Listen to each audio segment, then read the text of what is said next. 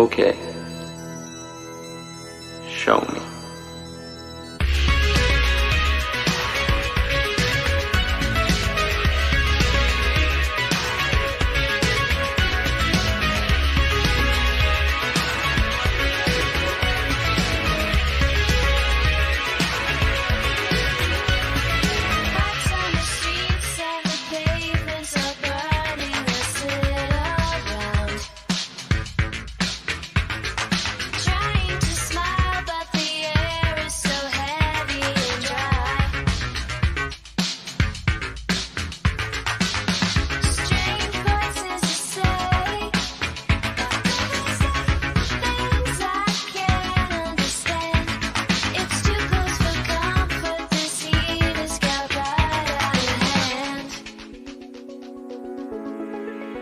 It's a cruel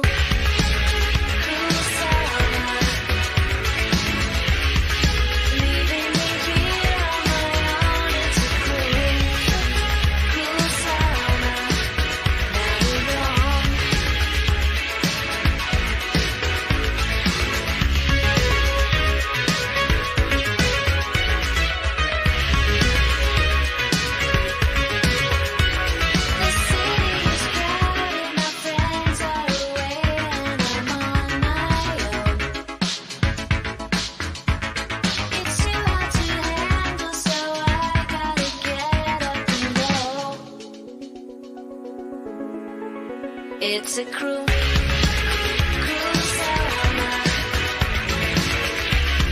Leaving me here on my own. It's a cruel, cruel summer.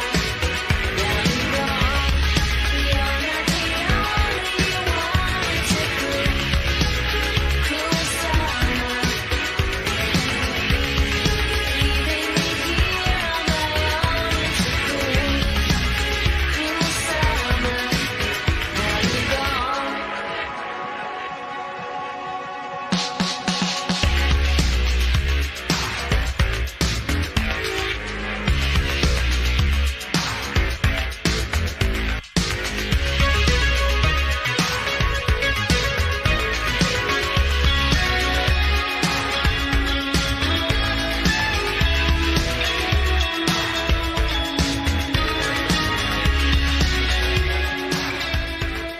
Hey everybody, and welcome. What is going on? It is the long-awaited, much anticipated. I know Mark has been anticipating it for about the last 6 months. Oh yeah, I can't wait. Arrow Video, the complete first year, which was not an easy list to track down. I want to be quite honest with you. I don't know if you guys looked into it, but yeah, I mean, Google was not my friend this time. I gave it a shot for like 5 minutes and I was like, I'm going to let CK do all the work. Exactly. I was looking for it and I was like, I don't even know where he's going to find this list from. And then you send it over and I was like, I don't know how he found this, because I was looking on Wikipedia and they were talking about Arrow, but they didn't give no lists or anything like that on there. So it's pretty cool and interesting how you kind of came across this. It was a big help for sure. Yeah, I actually, I didn't come across it. I ended up just searching Amazon.co.uk and looking up each individual title and looking at the dates that way. That was the only way to do it. A lot of people don't know this, but Mark works at GameStop, and that's where he's currently broadcasting from. Yeah, they sell movies, so I'm just standing in the Arrow Video section. Yeah, go to the Arrow Video section of your local GameStop. That's right. He's using the green screen to hide. He's a hoarder. He was on an episode of Hoarders back in the day, and he's just hiding what he's really got.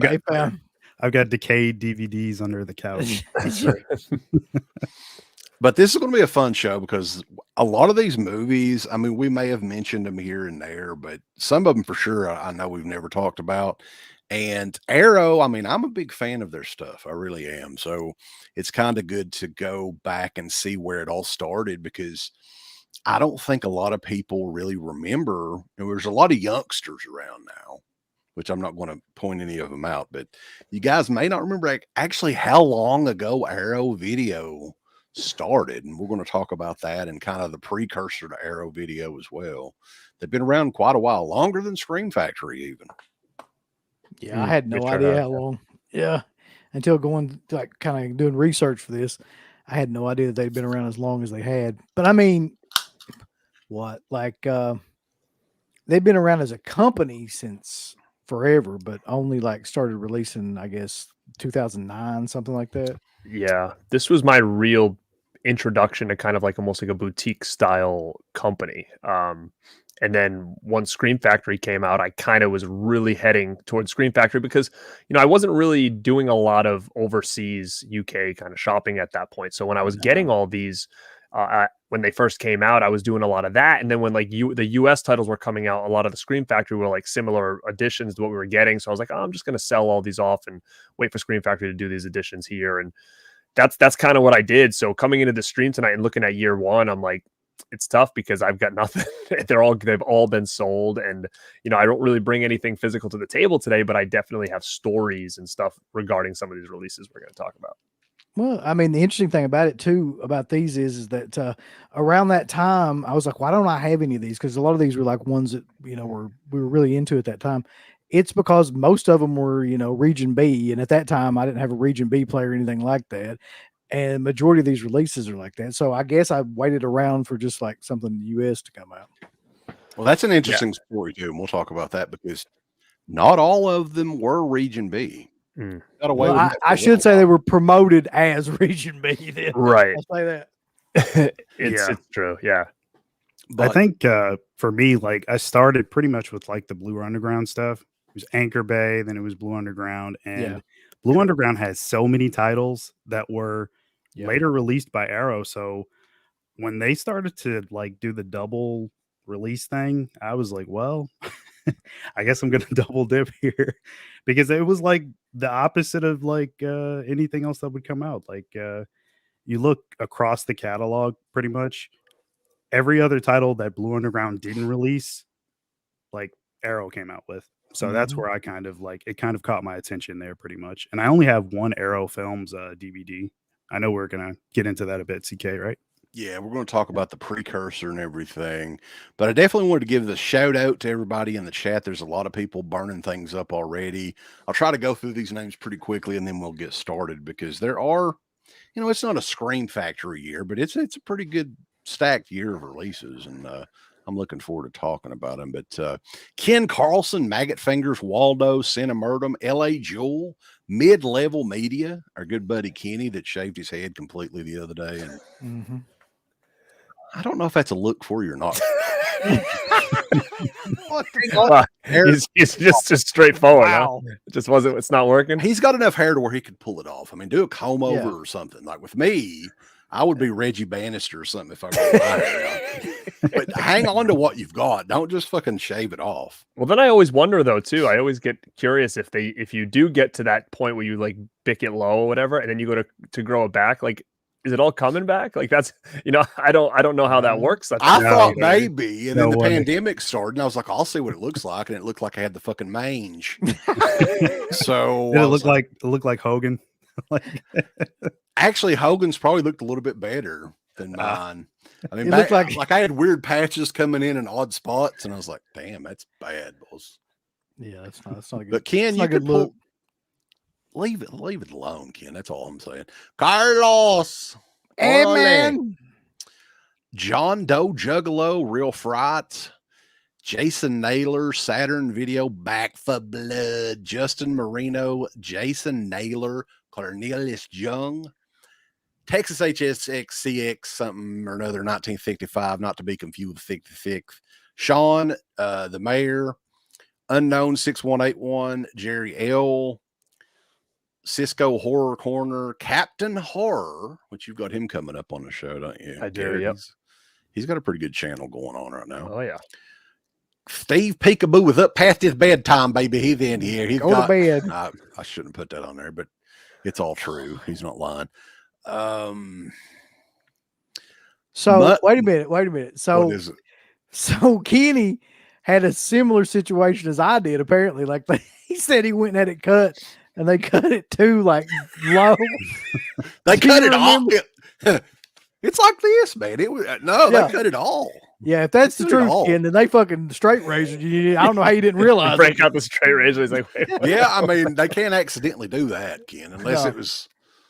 They you were did like- shave me down like that, though. I look like well, I can't even. You can't even say that anymore on here. What I look like, I can't even say on here. Yeah, you But can't let's say just say that there's a subgroup of people that sport that hairstyle quite a bit. Tom Petty Very wrote short. a song about it. We can say that. That's true. Very true. My Killer Podcast is in the house, and you guys had a big 1 year anniversary last night. The Rad Pack 1 year extravaganza, which was pretty We did. huge. It was a pretty good show. I mean, a lot of incredible feedback. I mean, it's gotten a lot of views within the last. It hasn't even been 24 hours. It's been about 24 hours, but yeah, it seems like a lot of people liked it. A lot of work went into it. So if you guys haven't checked it out, head over to the Rad Pack channel on YouTube and check it out. We had The- special guests, some people that were on here tonight. Yeah, for sure. I stayed up past my bedtime. Thanks to what the hell, brother? Garrett in the back.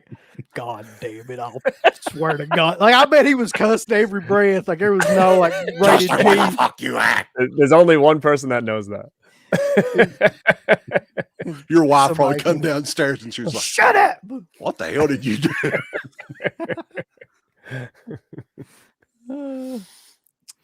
Oh gosh, but yeah, we appreciate everybody tuning in. I'm sure I've missed our buddy Bronson's in here. We got to show him some love. Yo, what up, bro? $2 super chat. The movie Year One. I've never seen that. Neither have I. Oh, Nope.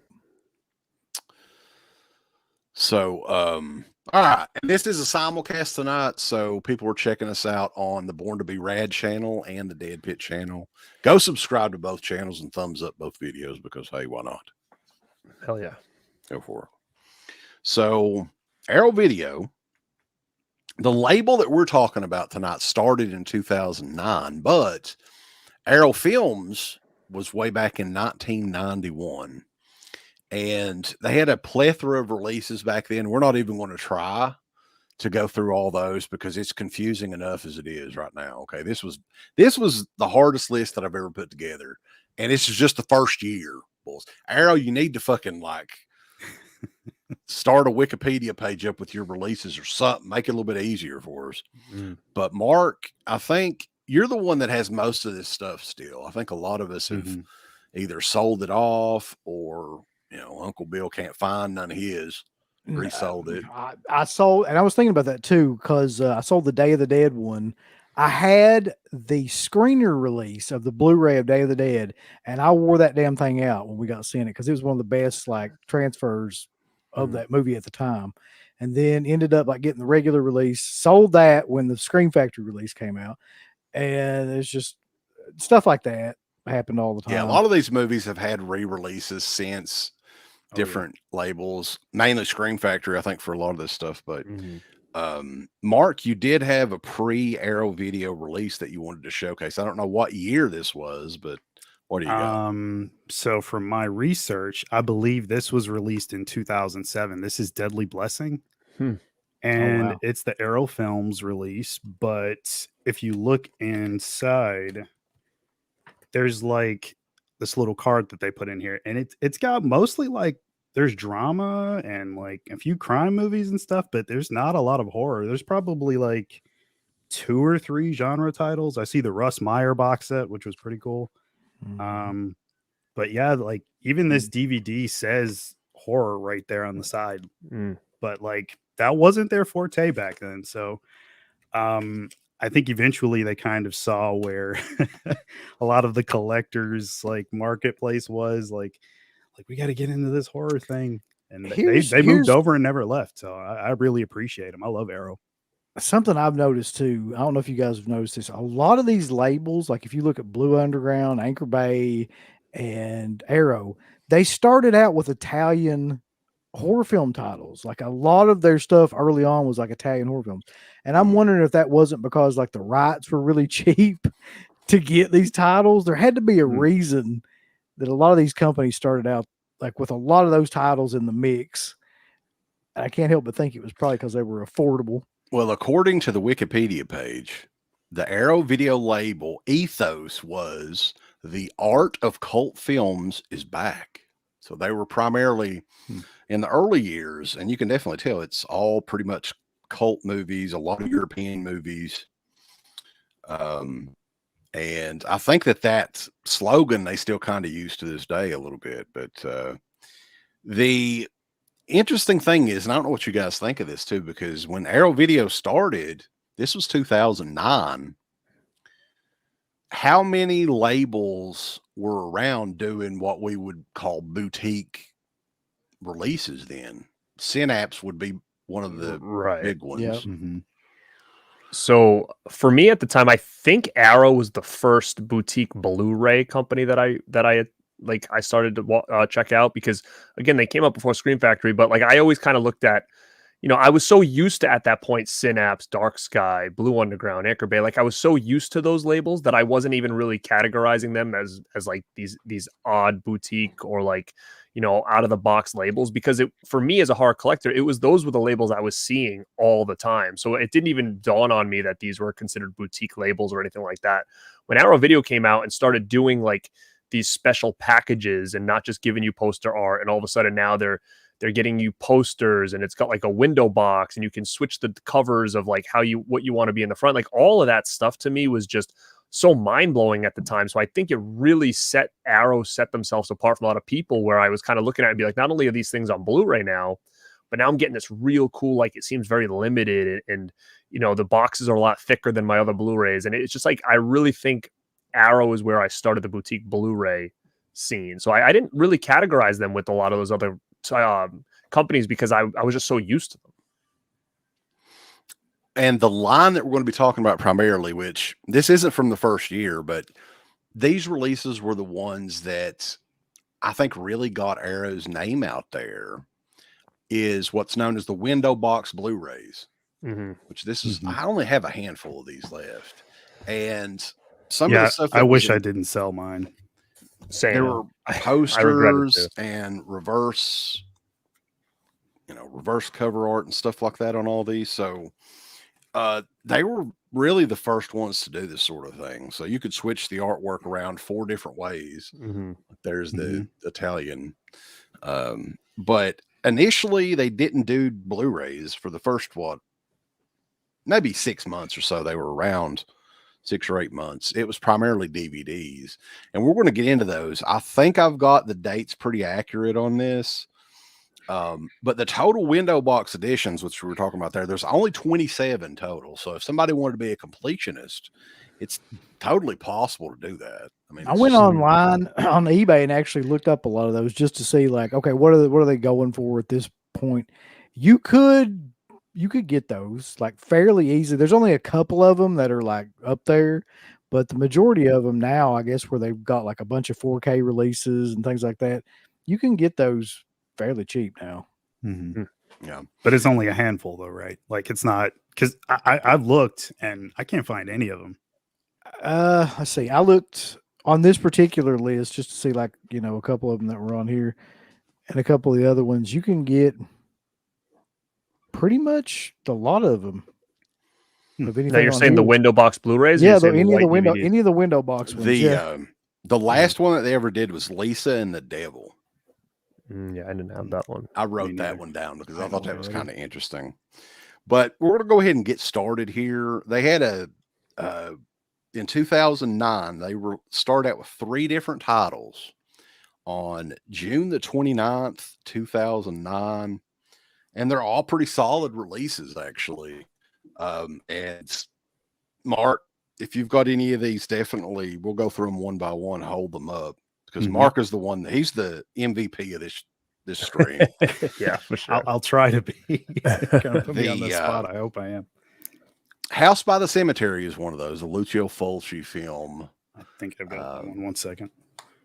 Which this was, again, a DVD only release initially, and definitely I would say one of Fulci's more popular releases. There you go. And the art style on the DVDs was pretty much a white DVD case with a white. It did look similar to the Blu-ray that they would eventually release, but they were all kind of stylized in that way. Yeah, because initially it was I'm looking at this Arrow Films release, and it's a clear case. So I'm not sure if they were ever doing like the standard black cases, but I love the white case aesthetic. I mean, it looks like a showcase of something really original. And then the artwork, of course, is just really cool. Like, you know, I'm usually about the actual cover that comes out, but their art was always good. I love it. Did they use the same artist, I think, for a lot of those covers? I think so. They a lot of them felt very similar. A lot of those like commissioned artworks that you were Yeah, I getting. don't know if they've got them listed here, but definitely it's similar. The Beyond one that I held up is kind of similar to that one. So maybe someone in the chat can throw the name out there. The one for Macabre is amazing. Like that. Yes, it is. That's like one of my favorites. But And- I was thinking too, like looking on the back of these, especially like House by the Cemetery and Macabre and a couple other ones. This had to be some of the first time these films were like uncut, right? Like that they were probably over in the UK uncut. In the like UK. that. Yeah. Yeah. I mean, Yeah, we're talking. I don't know if Dirk is in here, but I'm wondering he would know more about the what is the band movies, what they call them over there? The Video Nasties. Video Nasty list. Yeah. How many of yeah. these were on that list? Macabre, I gotta think that was one of that would have to be. It had to be, yeah. Yeah. So Umberto Bava, you guys talked about that one not too long ago, Uncle Bill. Yeah, this is a good segue into that. Yeah, at Uncle Bill's Tour of Italy show that's every Monday at 10. Yeah, we talk about those kind of movies. And you got to Just think thought that what year did that one come out? 1980? Jesus Yeah. Christ. That was a pretty offensive concept in 1990. Well, now too, but in It's way ahead of its time, yeah. Yeah. So any thoughts or memories on Macabre, guys? I know that that was one that I always kind of went back to. I think it was Anchor Bay DVD way back. Yeah, you got it. There you go. That'll give you an idea of what the movie's about. That is the craziest art I've ever seen. Right. I mean, the speaking- movie. sorry, conceptually, it's crazy. Graham Humphreys was the artist. Horror Collector said so for those. Oh, cool. The Arrow stuff. Yeah. Nice. Okay, so he's a bloke over there in the UK with a Yeah, name like Graham Humphreys. Yeah, that's what I was thinking too. We did. Genre VHS. Before I forget here, what if your house got robbed by a table? You've had one too many gummies tonight, Bobby Reynolds. I don't even know how to wrap my mind around that. That's like one of those riddles or something that you can't. Yeah, some he's sort of got me. I'm like, philosophical. I'm wondering if I'm missing something. Like, Bulls. Yeah. Somebody just got out of Floyd County Jail tonight. Bug-eyed Betty, bam-a-lamb, bug-eyed Betty, bam-a-lamb. Oh, Betty has some pills, bam-a-lamb. She's looking for some thrills, bam-a-lamb. wow, she's back. Just said, I've got a 2-for-1 tonight with Pretty Boy Garrett and Mark. Where are my natty lights and blue pills, Uncle Bill? No, it's We'll this need way. them tonight. So yeah, one in particular art that Graham, I think it was the same artist because it looks the same, is the Inferno release. You guys remember that one? That's probably in year 2, but I still have that one. Which one is it? Inferno, the Argento movie. Which that one has not had a re-release on Blu-ray, has it? I don't think so. Inferno. I don't know. Did Blue Underground? Blue do that Underground one? put that out. I Yeah. thought so. And Speaking of Macabre, did that ever have anything after DVD? I don't think I have it other than a DVD still. yeah, it has because I looked it up when we did the Bava show. There's a UK Blu-ray of it. There's I have it. yeah, But nothing here in the US. not that I know of. I Not think yet. did Anchor Bay do the DVD? Do you guys remember? It seems like it would be. I I mean, think it was. if it wasn't, it was probably Blue Underground. Right. One Yeah, of I the two. agree. Heavy Metal Turtles. If you need an address, just email me deadpit@gmail.com and I'll hook you up. The P.O. box is for small items. Uncle Bill gets his Adam and Eve orders. I knew that motherfucker was going there. Yeah, I get all that stuff from there. When are you going to Although build some out of that- them are getting kind of bigger, Uncle Bill. They put that little slip in there and they said, come pick up the extra sized one. They're making That's me all want to that's like charge us extra for a bigger mailbox. Did you start that house project yet with the room? Yeah, Are you still yeah. I'm working knocking. The wall's knocked out. I'm just pushing it back, Oh yeah, pushing yeah. everything back into the sex dungeon. It's just gonna have like DVDs and like toys and shit. That's right.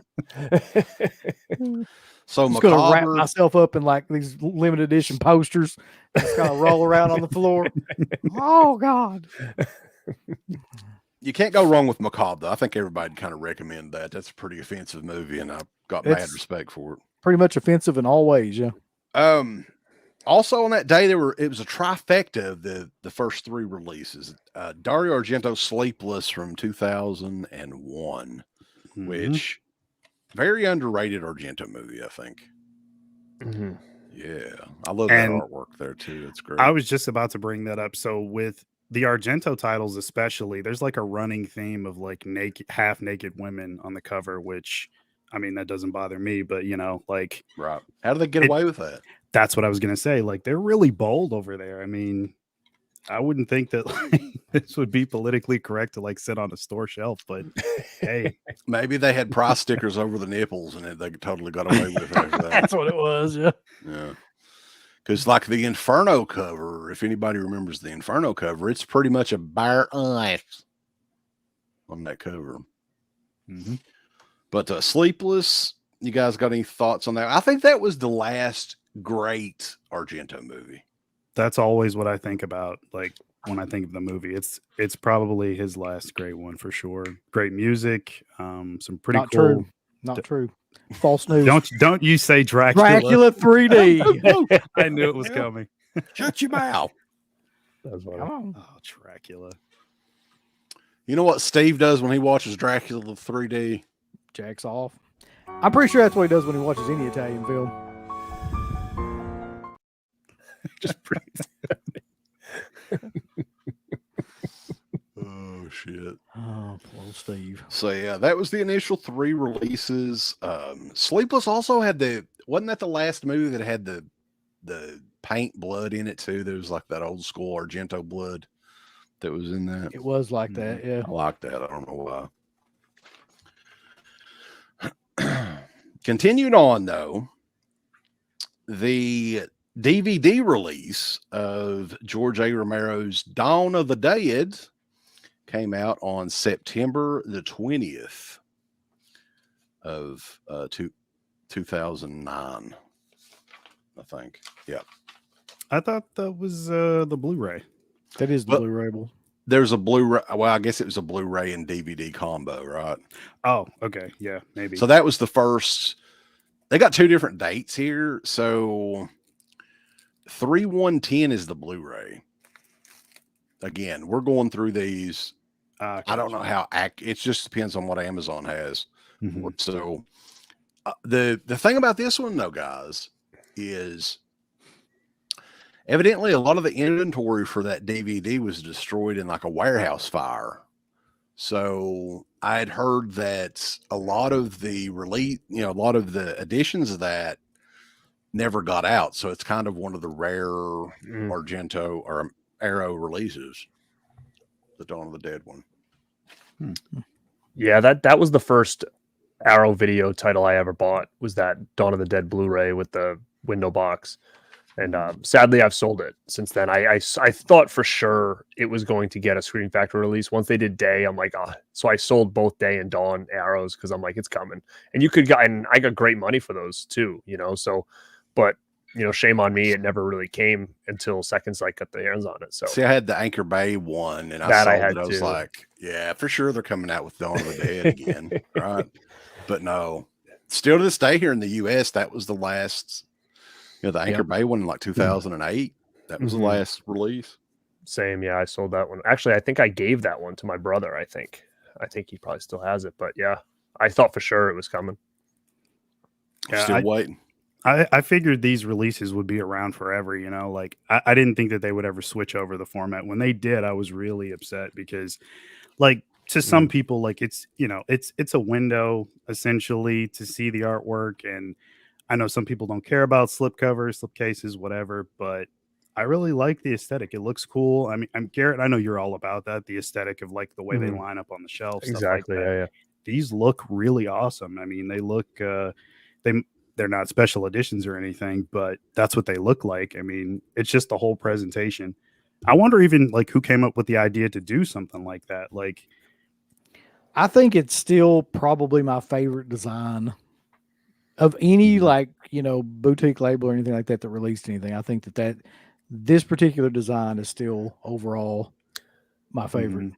Yeah, and because I mean, they go in the side.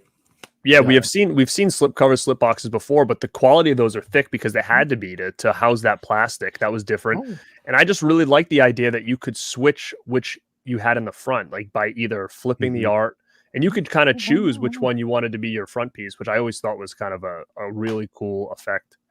and you had Yeah. your side piece. But you got to have that. Oh yeah, Look at side piece. Well, and you can flip the covers over, and you got two more to alternate. Right, exactly. Yeah, Sure. that's true. And people, I think what Arrow got really early on to was the collector's mentality. Okay. So that's why they did all of them like this, the Blu-rays eventually, because look, they all look nice and classy Right. on the shelf. Mhm. Aside from those little stickers right there. I hate those damn things. I hate them too, but Um, you know. but made everything uniform. And they started even with the DVD, which I think is really smart. Mhm. Mm-hmm. But I think the Blu-rays, though, when we're talking about that first initial Blu-ray from Arrow Video, so that was region free. They Right. I think they said it was region B, right? That was what they did, but word got out pretty quick that these will play on any player across the world. Mhm. across the universe. Yeah, the galaxy, if you will. I've And got to say, man, that for that time period, the dawn and day transfers were fucking insane. Mhm. Yeah, Like, I still think they're really solid. yeah, like I remember watching those and I was like, this is crazy. Like at that time period, I'm like, this is crazy, like how good these look, as opposed to even any of the DVDs or anything at that time. Yeah, like there's no region code stamped on the back, so yeah, like this would be a win for like anybody back then. well, and the thing is, too, the Anchor Bay was already out of print, I think, at that point. So Mm, if you okay. wanted Dawn of the Dead on Blu-ray, that was the only way to do it.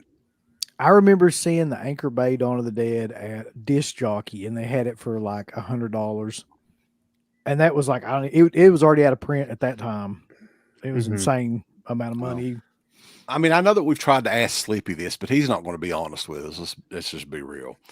What is it? Why is Rubenstein so uptight about re-releasing that movie here in the U.S.? What is Well, it? Slippy would tell you. I know exactly what he would say. He'd be like, he's the gatekeeper for all these movies, and he's trying to make sure that they don't get oversaturated. They don't get seen by and- anybody in the Yeah, US? well, they don't get.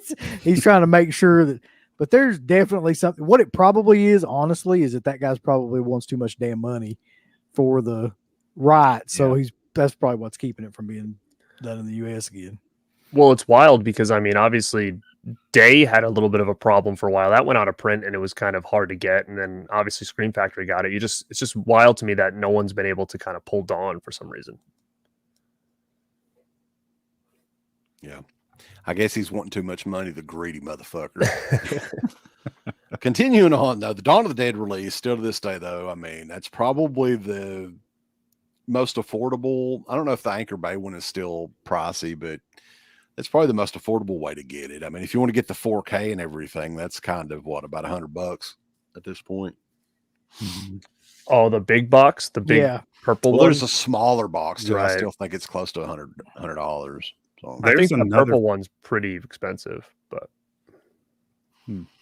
There's another 4K of it. I showed it to UB like a month or two ago. It's like I think it's an ESC release, and it's like a VHS tape, but it's got the 4K, the Blu-ray, and then like some posters and stuff in it. It's a pretty cool release. It's not that hard to find, but it is slightly up there in price. It might be like $40-$50. It's not too bad. cool. Continuing on. Mark, just to take a second here. Mark is like, you remember John Cena in that movie where he's like selling drugs or whatever, and he like pulls out the fucking suitcase thing, and it's got like every drug That's what Mark is to like Blu-rays and fucking He'll hook 4K. you up with all kinds of Like, information. Yeah, but not just that. He's got every like anything that you could think of in like 15 different formats. Well, I mean, He's look at just his like, collection back there. Yeah. Insane. I opened my own store. That's right. That's He's right. like the I'm last like- gamer of movies. He's showing even me a- shit. I'm just like, where in the world did you even like hear about this? And he's like, oh, I've got connections. Like he's some sort of Colombian drug lord or something. He's like, I've got connections amongst the underworld. I know a thing or two about a thing or two. I got friends in this town and they tell me things. His collection's sick too because he has his own store, but like you can't buy anything. You just come and look, and then you have to leave. That's right. You just look at what he got, and then you got. And you have to put white gloves on if you want to touch anything. I feel like that's probably the case. November the 23rd, 2009, the DVD release. And this was a big one for the UK as well, because this was another video nasty. Silent Night, Deadly Night. And this movie's received a ton of releases over the years. And I think this may have been the first one in the UK since it was banned. Is that great not right? artwork too on this one? Yeah. Again, the naked lady or half naked lady. Oh, God. My lord. Like, I have no issue with it. Well, this, at really least cool. she's got like That's filth. she's got bows on her nipples, so they She kind of- does. Garrett, you got any thoughts? I always thought Look it at was that. cool artwork, actually. That's classy right there. Yeah. Those Graham Humphreys knows where it's at. That's And Silent Night, Deadly Night, yeah, classic for sure, all-time classic. And is there anything exclusive to that edition, Mark, that you know of? Or No. I hate that movie, by the way. Movie gets me goddamn flashbacks. we're going to have the shoot interview on Silent Night, Deadly Night, Yeah. or at least the Oh, behind boy. the scenes, and explain things to you guys. So yeah, that was it for 2009. Going into 2010, Street Trash, which is one of my favorites. This is a great Yeah. cover too. It was. That's a killer edition there of Street Trash. And that was another one I sold as well when the Synapse Blu-ray came out. Yeah, I Another don't cool think piece I- of artwork too. Mm. Sorry, Yeah, my I love light. that. I don't know if you Guess guys can see it's that. green. Yeah. It's pretty cool though. Yeah, Street Trash, I think, was it Synapse that came out with they came out with the Blu-ray kind of early on. I don't know if the Blu-ray was out. It was like, yeah, it was called some kind of edition, like the melting something Meltdown. edition, meltdown edition. Yeah. Yeah. so I don't know which one came first, if it was the DVD from Arrow or the Blu-ray from Synapse. Not We really should have done sure. our research on that. 'cause I have no idea. think it was probably Arrow because I think I had Arrow first, and then when the Synapse one came out, I had both, and then at one point I was like, why do I need two? I think I was probably a space issue or something, so that just went with my I just started selling off those white Arrows because I just kept getting like the more of the US releases and stuff. So I'm pretty sure Arrow was first. What's interesting too is like there's a lot of these that never received the Blu-ray counterpart, or if they did, it was much later. Mm. And I wonder what the deal was with that, because it's kind of interesting. Some of them debuted with Blu-ray and DVD, but the majority of them was DVD only. Mm-hmm. The next one, I'm not sure if Mark has this. I've never seen this movie. It was the I guarantee he long-awaited, does. the long-awaited sequel to Herschel Gordon Lewis, Blood Feast. It's Blood Feast 2. Oh, come on. I don't have it. All you can eat. You don't have All blood you can feast. eat. Blood feast too. All you can eat. From I have Blood Feast 2002 2 on DVD. Was that a DVD or a Blu-ray that they came out with? DVD. Shit, I wonder if I might have that actually in my Go find other it. room. Hold Get on. it. I think the Blood Feast, yeah, there's a couple of different releases, like Shriek Show, which we should do a show on Shriek Show. I'm not going to do a whole list. That they Shit. actually did like have some of the best box sets ever. Like that Yeah. would be a cool show to do. Yeah, we should do a Shriek Show, because technically Shriek Show is still around, kind of. Mm-hmm. It still exists. They're Yeah. not really releasing a whole lot anymore, but Yeah, a lot of those triple feature box sets I was a huge fan of. You had the Euro Trash box set, the Zombie collection packs, just all sorts of stuff they were coming out with. somewhere. Hold on. Oh, cool. Well, he's waiting on that. Did you find it? No, you know what it is? I have it Shriek Show. I knew it was in a white case. That's Yeah, why I thought maybe I had it. The But- Shriek Show edition. Yeah, Yeah. they were the only other ones that released it. I don't think it's received a re-release since. Hmm. Planet CHH is in here though, real quick. He said he really liked Dark Glasses. I would have agreed with Sleepless, but I was shocked at how good I thought Dark Glasses was. I haven't seen that yet. I've got it, either. but I've yet to watch it. What I about didn't you think it was guys? that bad. Did Severin put out Sleepless as well? Or no? No, Scorpion. Scorpion. Yeah. All right. So next one up is on March the 22nd, 2010. The Card Player, the Argento. I think it was a TV movie, right? A lot of people shit on this. A 2004. lot of people shit on this movie. I don't mind this movie either. It's not as This- good as Dracula 3D. This is another one. You guys. Oh God! Look at That that. movie's on That's- that now. That's beautiful, though. I mean, like, they really put in some time on that. I That mean, with Humphreys guy was really all about it, huh? Oh yeah, make and me a then- card player, boss. all of the back art's pretty much the same. They picked like the best, like, goriest bits from the movie, put it on there. But yeah, I'm curious though if there's anybody in here. I know Darren, he's sometimes in here from the UK. Like, how are these in stores? Were they actually in stores? What? Because I don't think that they would allow stuff like that, unedited, like in fucking Target or something over there. But who knows? I'm curious though, honestly, if somebody is in here from the UK that knows about this stuff, like how many of these were like the first uncut releases of some of these movies? I mean, that's what I'm really curious about because I feel like that some of them have to be the first. Mm-hmm.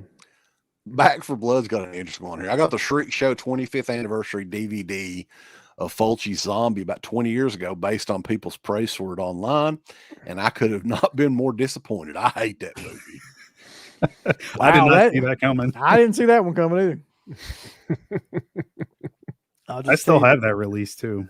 I do We're all too. probably going to agree to disagree on that one. Shriek wasn't there some sort of controversy like Shriek Show and was it Blue Underground both released it around the same time?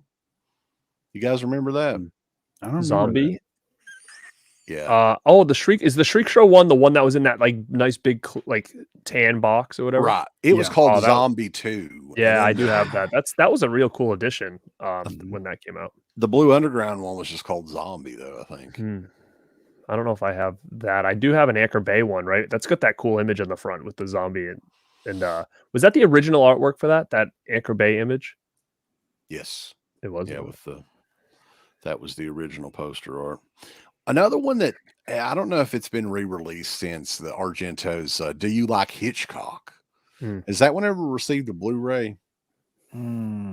God, I've got that in that The Anchor Bay Steelbook. the Anchor Bay Steelbook, and that's the only thing I've ever had that in. So I don't know. Same here. Yeah, that's what I've got it in as well. Next one up though, they did like a trilogy of Argento movies on the 22nd of March 2010. The Stenhall Syndrome, boys, with the lovely Asia Argento. Now, Yeah. if you love Asia Argento, you'd love this cover. So I let's love get boy. a close up. Oh my lord! Oh Lord, look at her. I love her then, but now, man, she's looking kind of rough. Buddy, she killed that one guy, Who? the dude that traveled around and did stuff. She killed him. Wasn't that the story? What's that guy's name? Anthony Bourdain. Weren't they like together around that time? Then I swear to God, the rumor is that like essentially their relationship is what caused him to do what he did. That was always the rumor I'd heard. I don't know, but she has not aged gracefully, boys. That's all I'm gonna say. But Stenhall Syndrome, I would say that's another really good Argento one. What year was that? 96. Yeah. So 96. Sleepless was after that. And the other one on the 22nd, Terror at the Opera is what it's called in the UK. We know it here in the US as Opera, which is, I think it's one of his most underrated movies still. Yeah. That's a I pretty haven't seen that sick cover, but that's pretty awesome. Yeah. Yeah. Now, This didn't is the a two I, discer, I actually. said the US, like it was known as Terror in the Opera in the US as well on VHS, right? Is that the case? I'm not sure. I'm I'm sure. really not Somebody in sure. the chat can. I'm not sure. I may be wrong on that, but I think that when they released it on video, which it only had one VHS release, it was Terror at the Opera. But great movie though, man. I actually want to go back and rewatch that again because it's been a while since I've seen it. But yeah, I love that movie. Yeah, it's always been one of my favorite Argento movies. I really like when they used to put these in there. You guys remember these books? Yeah, And Yeah. it's just got everything upcoming that they got coming out, and it's a really cool flip through. it's just further promoting the collectors. Like, hey, look at what you could have. You could have a whole case full. Look how Yep. nice they look together. Yeah, yeah, That- the aesthetic. I mean, there you go. That's what would sell me. I mean, if I saw this, I'd be like, oh, I got to get all these. Yeah, that does look pretty sick, for sure. Garrett, you need to start back collecting them. Oh Jesus! It's like one of those things, like my toys and VHS tapes when I was little. I got rid of because I'm looking at this right now and I'm like, I had that. Yeah, that'd be a tough one. But they, as far as these releases go, they're a pretty regular basis. And then, like we were saying, like the next one up was the Blu-ray of Day of the Dead. And I think like it was this one, and let's see, there's another one the same year, Blu-ray, that really got people noticing Arrow. Yeah, and there you go. I like that image. There's So- like a thing in here. I'm not sure what this is though. And what people don't realize is Wow. this was 2010. So this was way before Screen Factory did the Blu-ray in the US. If you wanted the 1080p version of Day of the Dead, this was the only version that exists at the time. There was no other releases or anything. I'm pretty sure Anchor Bay didn't do a Blu-ray of Day of the Dead, did they? They did. Did Yeah. they? That's right, they did. Yeah. Mhm. It was very similar to the way it was designed. It looked that and Dawn like really had a very similar look. It had like the bub picture on it. I remember so I remember the Anchor Bay DVD of Day of the Dead because that was like one of the best designs ever. Yeah, Like, it had it like just flipped open and like it had like a. I don't whatever, remember the Blu-ray Velcro of on Day it. of the Dead from Anchor Bay. But at I'm trying all. to remember the Blu-ray. it What was I think it said Day of the Dead in blue. Let me just I'm gonna search for it. I'm almost positive, but that was also one I sold when I got the Screen Factory Was it one. just like a single like? Yeah, it was the Okay. same. It kind of looked exactly the same as the Anchor Bay Dawn. It had a very similar look. It's like in sizing and all that other stuff too. But again, I mean, I could be wrong, but I'm pretty sure it did. Oh yeah, I see it right here. Yeah, it was in blue. Like the yellow background, but it said Day of the Dead in blue, and it had like Bub like sitting in the corner. I never had that. I'm Yeah. pretty sure. Ken Carlson saying that the Day of the Dead, the original camera negative, is supposedly MIA. How could that happen? I don't know. That's crazy. Michael O'Connor, we're going to be having hats again pretty soon. So they're actually ordered. So, this one right here is for a pretty big head. So you probably don't want mine. But these are I've got the fitted hat on, which I don't know of a way to do that if people want the fitted ones. But the ones that we're going to have on the side are going to be the snapback style.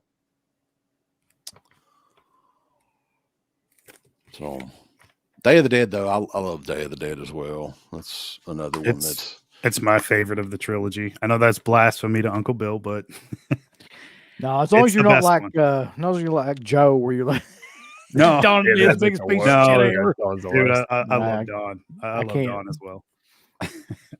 I think Day of the Dead was the one that I watched more when I was a kid. Like, it seems like that was one that I rented more, or I saw it on TV more or something. And this, just so you guys know, this is the comic book that I was just showing a second ago. So even if you put the comic book on there, they're like had it so it could fit It the still window. works. is- Yeah, Mm. So clever, man. It's awesome. very cool. Real fright. Trust me, man. We're going to have them. We're going to bring. I think the first ones are going to be the black and green ones, like we did before with the green bill and everything. So those are coming back. But yeah, we're over halfway through the releases for the first year of Arrow. So there's only, I think it was like 16 total. So not very much for the first year, but hell, I mean, if it was any more, it would have took me another week to find the dates for them. So continuing on, I think this was DVD only. I don't know if you have this one, Mark. Mhm. The anthology Romero and Argento, Two Evil Eyes, on April the Mhm. 26th. 1 second. Let me move some of these around.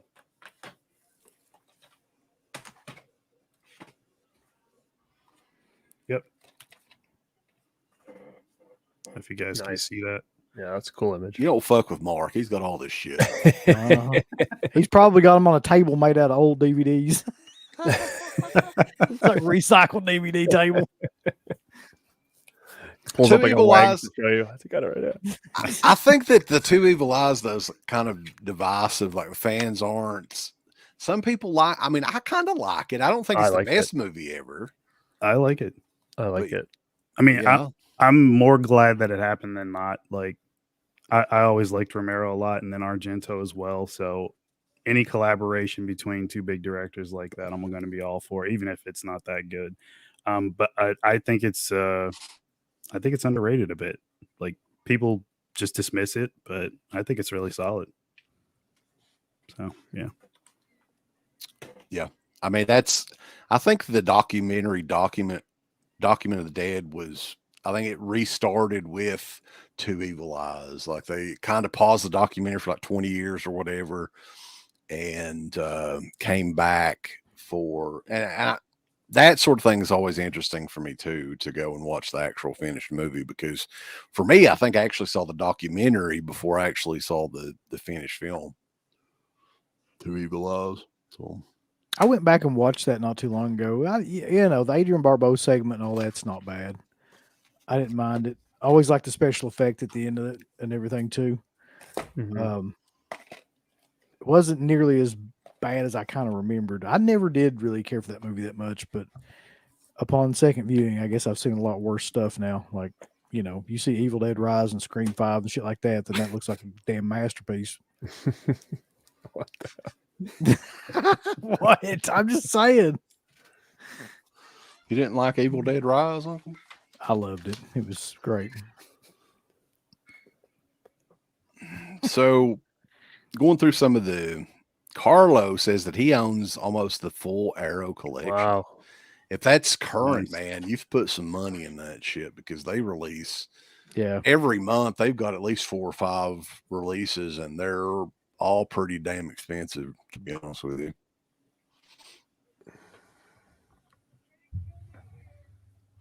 Well, Horror Collector, man, where was you at a couple days ago? When he was doing all his shit on his own. Golly. Yeah, I was just on his IG today, like liking everything he posts. Shout out to you, dude. Like, I'm envious of your collection. He has some amazing stuff.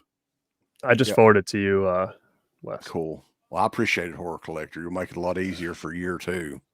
Because literally, like, if you guys can see here, I printed the movies out and put the dates on them. I wrote it. It's like old school. So Hell yeah. next one, I'm not familiar with this movie. I'm not a big Malcolm McDowell fan. I'm really not. I don't have it. And this doesn't sound like something that I'd want. Now, I don't blame you for not getting this one, Mark, because it just doesn't sound like Tinto Brass Bulls. That sounds like a wrestler from the 70s. Directed.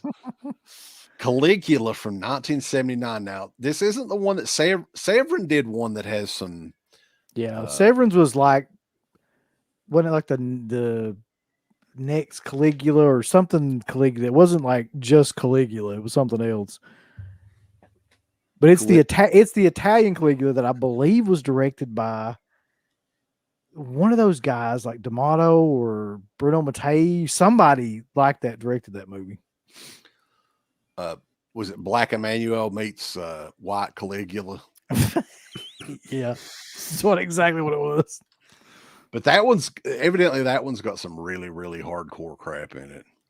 It does. If that's the case, it was probably D'Amato then. But the 1979 Caligula with Malcolm McDowell, I've never seen it. Have you guys ever seen that one? It's been a long time, but I remember seeing them putting that up, and I'm like, do I really want to own that? It's not something I'm going to watch a lot, so I was like, I'll skip it. So I mean, never my watched understanding, I've never seen it, but my understanding of it is like it's like a theatrical movie mixed with hardcore porn. So it. Yeah, you're not far mean, off. I mean, yeah. Yeah, I think that's, like I said, I mean, just to maybe, because it's kind of infamous, possibly that's why they wanted to release it in this line. But probably the biggest release that I think got people really into Arrow came out on May the 24th, 2010. And it was a Blu-ray and DVD combo of Lucio Fulci's City of the Living Dead. And this was, I'm pretty sure, the only Blu-ray at the time when this came out, this movie. oh yeah, for sure. Definitely. And this is, I had this one up until probably 3 or 4 months ago and sold it, but great edition. I mean, this movie is probably my favorite Fulci movie of all time. I've owned it on many different, editions over the years. I've got the 4K finally now. And I think if somebody wants a true introduction to Fulci, this is like the best movie to start out with. Yeah, I agree. I wish I still had my my Blu-ray. I sold it as well. I sold mine as well. Did you watch your Cauldron one yet? Not yet, no. No, I haven't either. It looks awesome. I watched Does it. it? Yeah. I've heard, it's it really looks good. really good. I know that the Arrow release that they did in the UK looked really great. So it's probably the similar transfer, just upgraded in 4K. Bronson Wright Wolf, real quick here, and we'll get back to City of the Living Dead. I have a random question. I know this is off topic. Well, that's fine, sir. Little Nicky versus Sammy Kerr. It would be an interesting battle. What do you guys think? You gotta go Sammy Kerr, in my opinion. Yeah, Little Nicky's a little bit too dorky. Oh, What do you think, you be Little Nicky? I'm gonna go with Little Nicky because he's the Little son underdog? of the devil. Yeah, I'll pick the underdog. why And out. he's got Dio on his side too. So Yeah, and Ozzy, and he's got the little flask. I wonder how come they never made like a sequel to Little Nicky, because that's like, I don't think many people like that. Yeah, it was. I Scream remember Factory's coming out with it, right? Yeah, they're releasing. Oh, It's it's Shout Scream Select. Factory. or No, it's a something like Scream that. Factory. Is it Yeah, Scream Scream Factory? Factory. Okay. It's horror, yeah. Did that bomb when it came out? I remember it getting like Did critically it bomb? I don't panned. know. I think it It got- bombed. I think that's yeah, what it got shit on by the critics. I know that. I'm not sure how much it bombed, but I know nobody liked it like critic was. I always liked that movie though. It's such a goofy ass movie. It's entertaining, but it was so random, especially for like Sandler at the time, because he was doing like those straight comedies. Then all of a sudden Little Nicky came out and you're like, oh, it's gonna be kind of the same thing, and it was like kind of not. He's eating Popeye's chicken, like, and it's like clearly an endorsement kind of thing throughout the whole movie. It's great. Well, I think like slowly Adam Sandler just kind of wore out his welcome with people. Like there for a while in like the mid to late 90s, maybe even the early 2000s. Like he did some good stuff like The Water. I still love The Water Boy. I'm sorry. I know people like make fun of that movie, but I've seen it a gazillion times and I still laugh at it. But like, yeah, I mean, I think it was Mr. Deeds was the one where I was like, I'm fucking about done with Adam Sandler. You don't like Deeds? Yeah. Deeds was pretty good. I thought Deeds. was These all might right. have been the last halfway decent one, really. Like I couldn't tell you the last good comedy that guy's done. Like I really couldn't. You were a big fan of Click, though, right? That was his Yeah, that's one of my favorites. one of his dramatic performances. Yeah, I like to be Yugi honest, Halloween. You- That piece of- Click might have been like the the change right there, maybe. Like we Yeah, I said, that think maybe it was. Deeds was Yeah. probably the last good one. Dude, come on, that was a good one when he was whacking the foot with like the There's a irons few or though, whatever, man. Like with the poker. the wedding singer is actually pretty good too. I Yeah. kind of like that. Mhm. Oh yeah, definitely solid. Good retro movie. That's funny. But City of Living Dead, though, getting back to that, like I said, that was the first Blu-ray anywhere, and it was region free. And people were kind of like, I know I did. I ordered it from Amazon UK and started a little collection of these. I didn't get a lot. I didn't go all, Mark level on these releases here. But occasionally they'd have some of these that would come out, and I think the first one that I got was City of Living Dead. What do you remember about it? Oh, I remember it's killer. I watched it, and I just like it's very similar artwork. Like I said, I wish I still had it, but goddamn it, I sold it. You dumbass. I remember the transfer being pretty damn good. It probably is not up to snuff today, but that was like one that I didn't mind upgrading because it was one of the very first DVDs that I ever picked up. The same day I got my DVD player. So, but yeah, it's definitely a favorite of mine. I don't know. What about you, Uncle Bill? Jesus, I don't know how many copies of City of Living Dead I have, but it's way too many. Like, it's kind of ridiculous. Like, if we just focused on Dawn of the Dead and City of Living Dead, I probably have like 20 different versions of those two movies.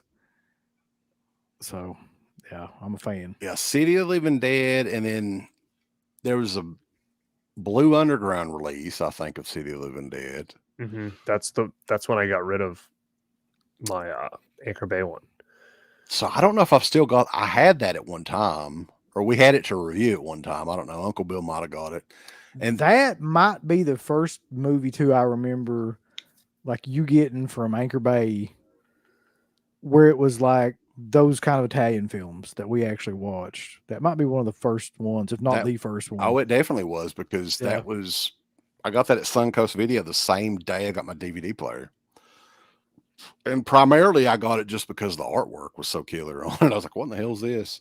And it kind of opened up a rabbit hole of like all kinds of like Euro horror stuff that Anchor Bay was putting out.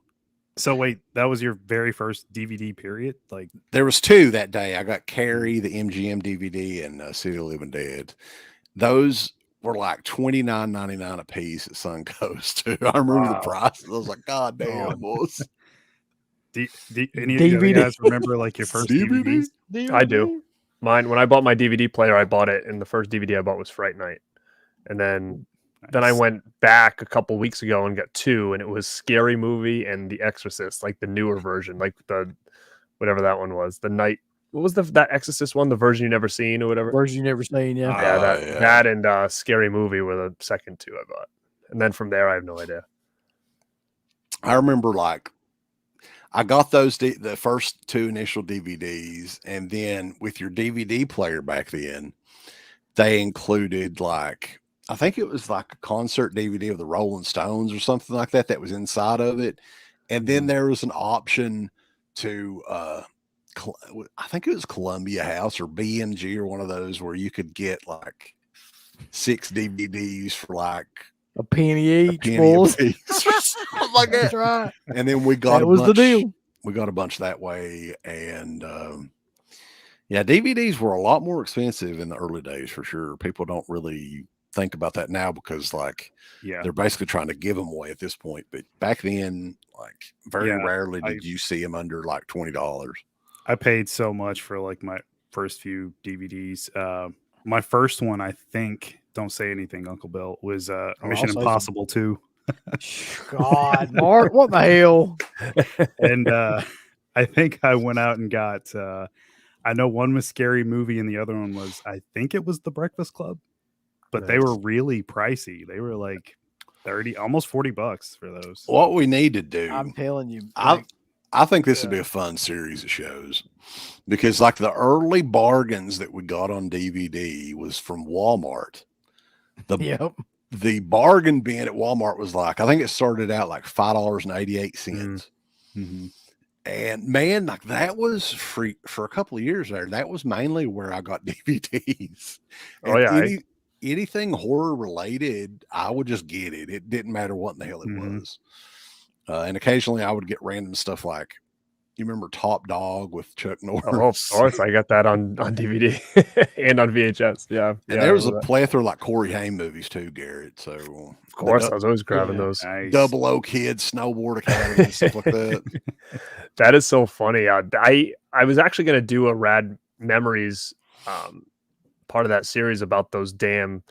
We talk about it all the time. What was it, like those 9 movies in one? That was like the Walmart. Oh yeah, bin, the like Walmart. limited, and that whole saga with those damn things. And like, We I went remember around. my friend I don't Ryan even and I know, like man. digging. I think I remember you guys talking about it on a podcast a lot when it was happening, and I think you guys might have been at a convention, and like We were. you and Slippy and all them like left and like just to go to Walmart to try to find this thing because it was like needle in a haystack. Some Walmarts had it, some didn't, and with those bins, I mean, you don't know where the heck that thing could have been. I remember my friend Ryan was in the bin, like digging around. He was in the bin, yeah. And he's looking around, and a guy walks by, he's like, "You can't be in there." He's like, but like that's how crazy it was to find those damn 8 movies, whatever they were called there. Do you And it was remember like a though? bunch of Go ahead. Sorry. no. The seasonal stuff like they used to do for Halloween, Yeah. like Walmart used to do that too. They don't really do that anymore. And even Big Lots. Do you remember the one year at Big Lots where it was like all of the MGM midnight movies? They had like tons of those. Oh and yeah, those a great. Yeah. $4 and stuff like that. So that's how I ended up, getting thousands of movies, just buying them that way. Same. Nowadays they just release the same shit, but they put like a new cover on it, like a lenticular cover or something, charge you $10. Oh, it's Well, close in I the do. dock. This one does. Did I tell you about the Vinegar Syndrome dump bin? Did I tell you about that? I You saw did, but I something didn't- like that. Yeah, I didn't dude. know what titles were in there. So, the store, The Archive in Connecticut, it's like the Vinegar Syndrome kind of headquarters type situation, and it's a great store. And they're always doing new stuff in there. And all of a sudden, I'm like walking in one of the back room, like they have different rooms. I was walking to like one of the rooms in the back, and I saw like kind of the same thing, like a dump bin, like this big bin. And I looked in it, and it was just like filled with Vinegar Syndrome titles, $10 a piece, sealed. And all it was just nothing had slips. But there was it had so much, like it had like the 4K of Beastmaster, but just the regular standard edition, no slip, $10. And like Did you you get just pick it anything? through. I ended up getting I got Prey, which I got home and realized I already owned it. So like, that was a big freaking waste. And then I think I got a double pack of Primeval and Lurkers, I think maybe, because I didn't have that. Yeah, And that's way out of print too. I was and going to say a that's crazy pretty thing. uncommon to find. Yeah, Yeah, so I'm telling you, this thing, it was filled to the brim, and I never seen anything like it. And it was just everything was $10. So And I don't know if no it was just reason they were that cheap, or No, they were slipless. I mean, I don't know if there's just maybe in that store, because again, that's where they're doing all their, that's where they ship everything out. That they could just been so much backstock on some of this stuff. Mhm. Or That's they're opening sad. boxes and realizing that the shit in there, because I mean, like something like Prey and something like Primeval are like long out of print, and to find Yeah. that even without a slip, I don't know how that would have happened. I think those have been out of print for years. This would be killer, Gary. If you went in there next time and they had like a dump bin full of slip covers, everything's like $50. You just gotta like match them or whatever. Yeah. Well, what Vinegar Syndrome's starting to do, though, even if you don't have the slip cover now, because they're doing those Right. with the Points and rewards stuff. thing. Yeah, they're doing new slip covers for this shit, so you can still. They're not going to be slipless forever, maybe, if you're True. that, Mhm. But anyway, finishing. I got a question about that real quick. So about them doing the reward slip covers and everything. So here's my Mhm. thing about that. Mhm. So those are stamped a particular way that Right. lets you know that you got them through like the rewards thing. So or what they Correct. saying is that basically like you get those, they're inferior to the ones that Correct. were the original slip covers. Yeah, Basically, Goddamn. They've got everything on like lockdown about how they're doing they all know this stuff. they're smart, and you know what else is that other companies are following suit with that. So I just recently found out it might have even been on Ken's stream. I'm forget, but Lionsgate now with their steel books, they're doing a lot of like the Best Buy exclusive ones, the ones that like, or the ones that they have like the clear slip on them and all that, like the real nice steel books. I think I have one right over here, but they're putting on the inside first pressing. It says like in little writing, so if they re-release it later without it, that's technically like the original one. That's pretty good though. Yeah, So I've I seen think- something like that too. They're I have doing it something over so that they can like just keep their stamp of the first original pressing. Yeah, this one, Man Who Fell to the Earth. Mm-hmm. I think it says it in here. Oh, maybe it's not on this one. Maybe this ain't a first pressing. Oh, it says it, but it's so it's so faint. It's like you can never see it. It's in here, but it's like very, very faint. Is it on the plastic or is it on the steelbook itself? It's on the steel book itself. Oh, okay. Yeah. So that's kind of wild. There's like one or two other things about it. I'm not sure if it's that line, but I know there are some steelbook reprints that went up on Amazon, and I was noticing like they're missing like certain markings on the side. So like hardcore collectors, they'll be able to tell if it's like legit first pressing. So that's one thing. Like I've got steelbooks, but I've never went nuts about them like some people. They're going to cause these blue tubers to like lose their houses. They're going to have I don't know about you guys, but I don't really need. I don't care if it's a first pressing or not. You know what I mean? Like if I wanted the steelbook, some of this stuff, man, is going way too overboard now. Like, but what they're doing, I mean, yeah, for me, I mean, I just don't have room for all this stuff anyway. So, but if people are out there, hey, they want the first, second, fourth, and 15th pressing of something, they'll get it. Mm-hmm. Last one we're going to talk about as far as year one, and we went through this pretty quickly, surprisingly. So, George Romero's Martin is a DVD release on June the 28th of 2010. I had no idea this existed. I didn't either. I had this no recollection of this thing when it came out. But yeah, standard DVD, and this was the last. This would have been the last DVD that came out up until this year. The 4K came out, right? No other editions were printed in that time frame, like what was it, 12, 13 years. That's crazy. Richard Rubinstein, boys. It's what I'm wondering though, does he not own those movies in the UK? Does he just own them in the US? Maybe that's the difference. I'm not sure. The Lionsgate DVD came out. I don't know what. That was before this one though. This was 2010. Yeah. Lionsgate, I think, was like 2007, 2008. Okay. Jesus Christ. But this one now, they never did do the Blu-ray of this one, I don't think, right? This was only DVD. The Martin release? Right. Yeah, I think it was only DVD. I don't think there was a Blu-ray of Martin, was there, until this one that recently came out? Yeah, until the second sight. Well, and there were a lot of complaints about the second sight one too. I know Uncle Bill was, because like it's just not going to ever look like anything, man. Like it's not really 16 millimeter movie too, and like this, from what I understand, they didn't have the original source material either, right? Is that the deal? They had like a camera, like an inner positive or something, I think. Yeah. So they're kind of limited on what they can do with that, but. Yeah, I didn't know though that I'm like Uncle Bill. I had no idea that Arrow video version exists. I'd never seen it before.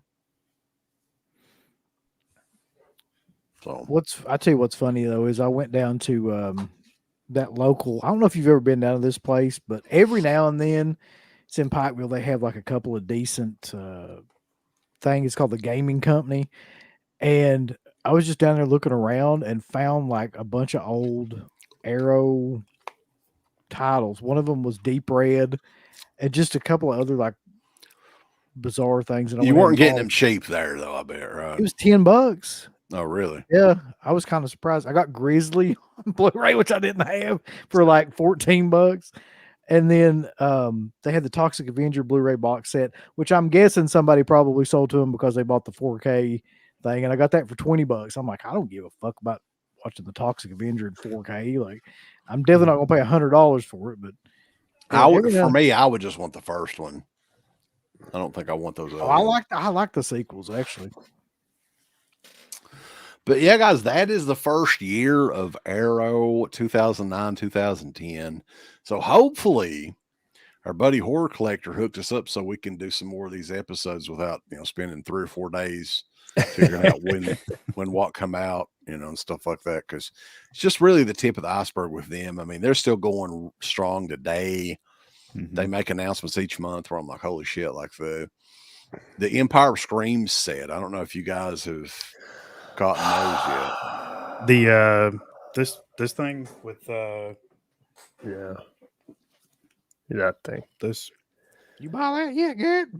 Wait, I Garrett, freaking- like this I is pre- like I your, pre-ordered it. I pre-ordered it. Okay, I was gonna say, dude, But this- I wasn't planning on it until I watched Christian's video because I have all that on Blu-ray already. I mean, regardless, it's not in a nice case and stuff like that. I have all the Scream Factory collector's editions. I have Arena on Twilight Time. I have them all. So I was like, I don't need that. They're all Blu-ray. It's fine. But then when he was showcasing them and talking about them, I was like, damn it. And you know what? The deep discount was so huge. I got it for like $55 or something like that. Yeah, I think it's like So- 58 something on it right now. And then you get 15% off if you have a code. So I added that in there. And then all of a sudden it came to like $55. And I was like, heck, I'll just get it. I mean, with a price like that, it's a no-brainer. I mean, to even just have, I think the box is cool, but I might take them all out individually and just line them up on my Arrow shelf. And it would be nice to just have those titles in there. So I did order it, but deep discount, that ain't coming anytime soon. So I don't know what the plan is. Damn right he ordered it. They're pretty good, man. Like I ordered a record from them last week and the record came out on Friday. I got the vinyl on Saturday. From deep discount? Yeah. I've never had good shipping with them. They always take forever, I feel like. Speaking of which, though, what about the Vinegar Syndrome stuff? I haven't got a damn thing about I haven't got it either. that Me order. neither. I haven't gotten an email or anything yet. I've gotten stuff Bitches. in from their partner labels within like a week that I bought that I haven't got anything from, like any kind of notification from them. About anything. I did get a shipped notification, but I haven't got it yet, which is crazy because I was talking to Justin yesterday. He's like, "Oh yeah, I got mine a couple days ago." I'm like, "Bro, you live in Kansas City. I live literally like 2 hours from where they're shipping it. Like, well, how do I not have it already?" Is he a it's subscriber? I don't think so. No, he's not. Definitely not. Okay. I guarantee. So, yeah. Kate, Garrett, it's Kate. I just want you to know. Yo, Kate, What's up, Kate? what up? It says that your name's Lauren. Just so you know. I don't know if you know. CHH is a great salesman. He actually, He I is was like, a good salesman. I was like, which one? I want to watch 2 of these movies, and I know one of them is going to be Dolls. And then Yeah. he was like, Dungeon Master is the one you want to check out. And I watched it, and I was like, I mean, the Wasp segment in it was good, Right. but anything past that, I was like, But I'm not a fan of Charles Band stuff. What are you anyway. talking about? Are you It's talking not. shit about dolls right now? No, Dungeon Oh. Master. Dungeon Oh, Master. okay. All right. Wasp is in Dungeon Fair. Master, Uncle Bill, if you didn't know. I didn't There's know a that. segment with Wasp actually playing music and stuff. Well, how can that movie be bad then? Well, that segment's great, It's a good segment, yeah. but the movie itself, like Richard Mole plays a damn wizard in it that he's battling throughout the movie. They released it with 3 cuts, and the Oh, God. factory one only has that single cut. This one has 3, and there's one like he said the long cut is the best one. I Well, don't think I've ever seen that cut. That cut that I watched is the only one that I'm ever going to watch. Wow. I think it was the theatrical, which I mean, it was fine. I'm just not. Full moon movies are just not my thing. Richard Em- Mole. Empire Pictures. Fucking Richard Mole, the Bull wizard. from Night Court. Yeah. Yeah. Ah, But yeah, we're going to be hanging out here just a little bit longer. If you guys have any questions or anything about any of the Arrow releases or whatever the hell you want to talk about. Crash 517 said his Vinegar Syndrome order is supposed to arrive on Tuesday. Well, I do have this. Lord. Tear shit all to hell, bulls. It was my Stevie Wayne figure fell down. I did get this though. Oh yeah, Yeah, Oh, nice. I need to I get love that as well. So Only the get only it reason before it sells out. the only reason I got it is because that's when I went down to the store and picked it up because I hadn't pre-ordered it. So I was there and I was like, I might as well just get it now because once people start getting this in, I have a feeling this is going to sell out pretty quickly because it's just so well done. Like there's a magnet in here, so it's not like it just slides off. Like I literally have to. Yeah, it's pull got it. like a book in it too and stuff. Yeah, right? it's a really well done set, and I think once the word starts getting around and reviews start coming out, I think that thing's going to start selling quick. And How I many think units did they? I don't press? know, but the site's I think only in partner label mode right Yeah, now. you so can't that's even look at why it right now. Okay. as soon as it comes back in July, I think it's going to start selling fast. July Wow. 1st, they've said 17 new releases on July What? 1st. Like, how are they gonna do that, man? Like That's a lot. 17. All quality titles, I'm sure. You know it. Yeah. Our buddy Kenny, I really like Dungeon Master. I might watch all 3 cuts. Really, Kenny? He's got to get that review out, dude. You know, I think he might be being sarcastic. I can't tell. The Dungeon Master that Ryan, Tom Atkins' great grandson, recommends is pre-production cut. I think It that's the one he has was talking about too. Nudity and the challenges they were the way they were in the script. Well, boys, that's the thing that messed me up is just the challenges. They were in the wrong damn order, boys. The Wasp one should have been the last one. Did you guys check out my review for that Night Screams or whatever? Did you guys see that? I actually thought it was really good. But why? Oh, go ahead. What's up, Mark? Oh, I remember you said like it was like a hidden gem, right? I haven't seen I it. thought so. I mean, I don't think it's a grand masterpiece, but I think it falls in line with a lot of those type of movies, like that you expect it to be like. You know, like things like, what's the one, Phantom of the Mall, or anything kind of like that. Hell High, some of these like lower, tier slasher movies or whatever. But what's wild about it is that there's a big interview on it, this, that, and this, and there's 2 cuts of the movie on there. It's the theatrical cut and then the director's cut. The theatrical cut was the movie they sent in was too short. The studio wanted it longer, so the studio added in scenes from Graduation Day in it. So it's freaking weird, man. Like it's supposed to be like this. The movie starts off with a couple watching a movie, and they're watching, I guess, Graduation Day. So they keep showing the couple, then they keep showing Graduation Day footage, but it's hard to understand if they're like if that's what's happening. You know what I mean? So it's wild, but the theatrical cut is really good when they take that out. It flows so much better. But it's just really random to me that they did that, and they said the directors and stuff were so pissed when it came out and they saw that they did not to the movie. It just really throws it off, and I think it's kind of confusing if people don't, especially if people watching it don't know Graduation Day. I think it's going to be really confusing for people. What's going on, Dirk? And Lauren, or what did she say her name was? Kate says that she's got news for you, man. News. She's Boy. got some tea to spill. Ruh-roh. Baby butt wipe. DVD.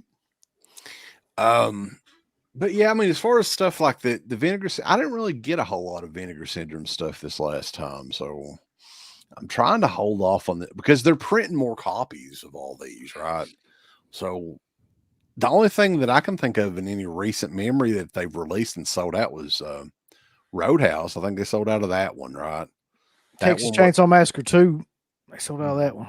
Yeah, but that one been around a little while, I think, before it sold out. Roadhouse is fairly new, I think. Mm-hmm. But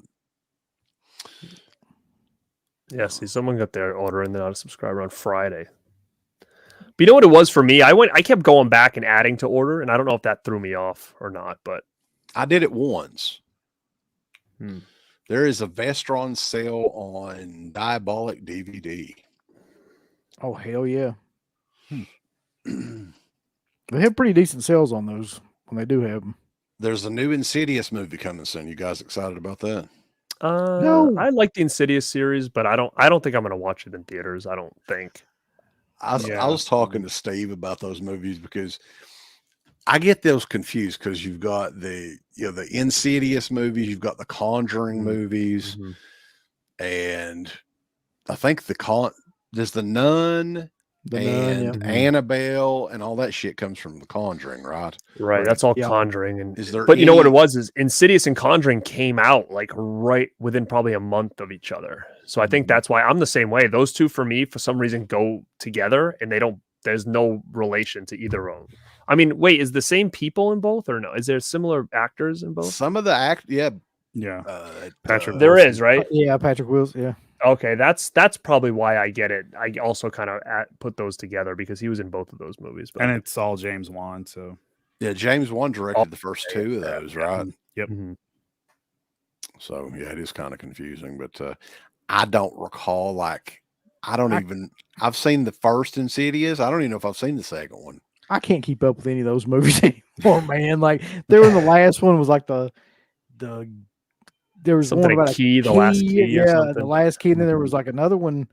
I don't even know what the hell it was There's about. 4, I think, and I think 5's coming out, but I don't remember 3 and 4 at all. Like And they had- really just didn't they blend have to me. One that was like the Spanish one, like Conjuring Los Muertos or something like that. Oh, I don't. Maybe that I was don't part think so. 4. Swear to God, there's stuff- Actually, I was gonna do a Comedy full. Wallace made it. I was gonna do a full. Wait, that was Paranormal Activity. I'm thinking of where they had like the Paranormal Activities, like that was Paranormal. I actually yeah. have all the Insidious right here because I was gonna do a. I was gonna do a watch along thing before the new one came out. So you got the first one, which I loved in this one. When this came That was out, great. I went to the theater and saw this like twice, and I never do that. I So thought that was in the new one, the same boy is in the new Insidious grown up. Is he? Is that what? Is That's that the gimmick. story? It's the same actor too, I think. And this was that second one, chapter 2. Yeah. Chapter 3. I don't know what the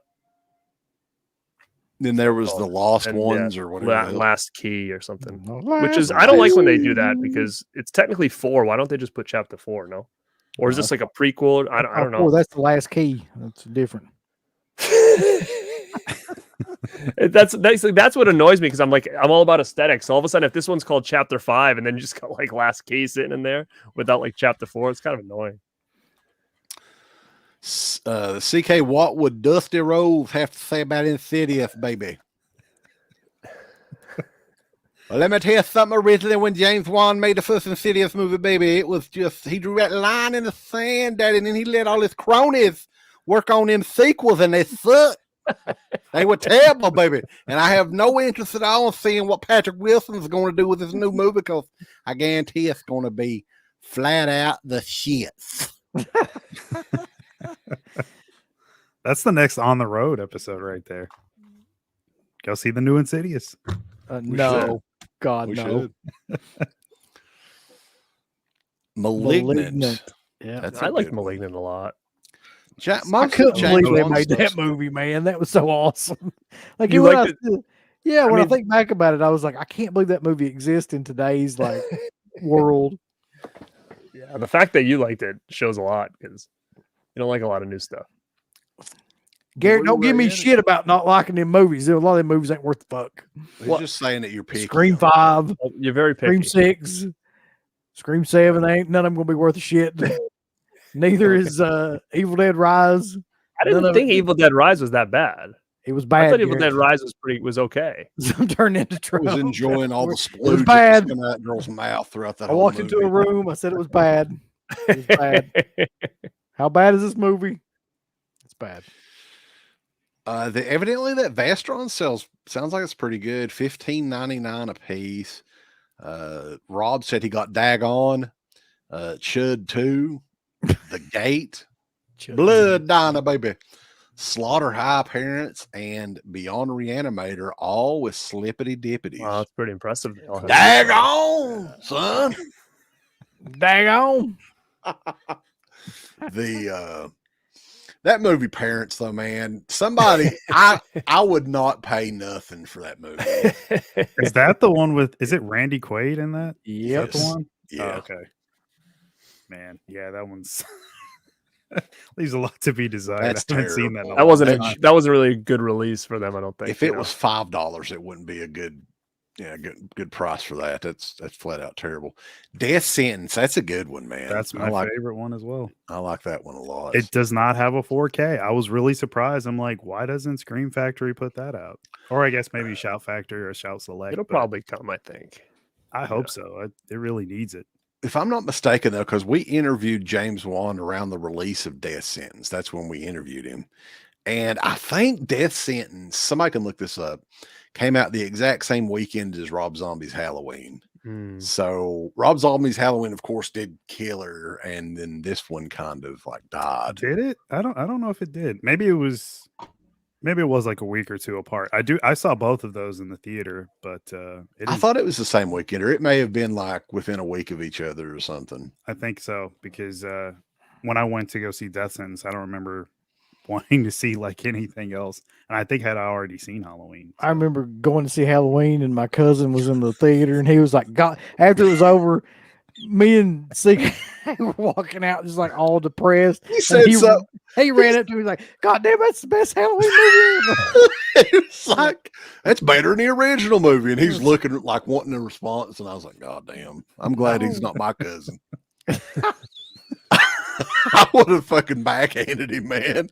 Like, shut the fuck up. Are you kidding? What do you even say to that? Really, I was just like speechless. Well, I've got a video of the like it's one of those YouTube shorts of Carpenter responding to about what he thought about Rob Zombie's Halloween. He was basically like no comment. And every day, I'm not kidding you, every day there's somebody that posts something. That's way better than the original movie. Rob Zombies is 10 times better. Yeah, there's people that honestly believe that. Every day, I'm not kidding. Every day, somebody posts a comment on there. Rob Zombies is 10-1 better, boys. I'm waiting Yeah. on it. Screen Factory's I was gonna put right. those movies Oh, out. was it the same day? Wow. August 31st, 2007. Yeah, because that one died like Death Sentence because the DVD came out. I'm thinking the DVD may have come out like October of 07. That's where I saw it for the first time. I didn't even know it existed. I remember I went to Blockbuster and it had like those like buy 5 for 20 or whatever like sales. And I was like looking for a fifth one. I'm like, oh, it's James Wan. All right, I'll get this. And that's what I own still. I don't have a Blu-ray of it or anything like that, but I totally went under my radar. Texas Chainsaw 3D. What do you guys think of that? I mean, I don't think it's a great movie. I think it's passable as far as it being okay. But I don't know. Like a lot of those after part 2, it's hard for me to take a lot of the Texas Chainsaw one serious, Mm-hmm. So it's underrated. It's an underrated film. I'm just, he shouldn't have had the baby face turn. I think had you left that house, Listen, he needed the baby face turn to get sympathy at girl. the end. wanted a girl. He had the hot tag from the girl. That girl had the strongest double-sided sticky tape that I'd ever seen in that movie. Yeah. The Lord end. Jesus. I'll say this. Texas Chainsaw 3D, in my opinion, is better than the remake and the prequel to the remake. 100%. I don't think so. no, 100%. I think it is. It is. I think 3D is better than the one we just got. Well, last Garrett, me year. taking a shit in the field's better than the one we just got. I mean, Well, not according to a lot of people. I feel like a lot of people like that movie way more than I thought they were going to. Halloween 2007 or Halloween Ends. God, that's.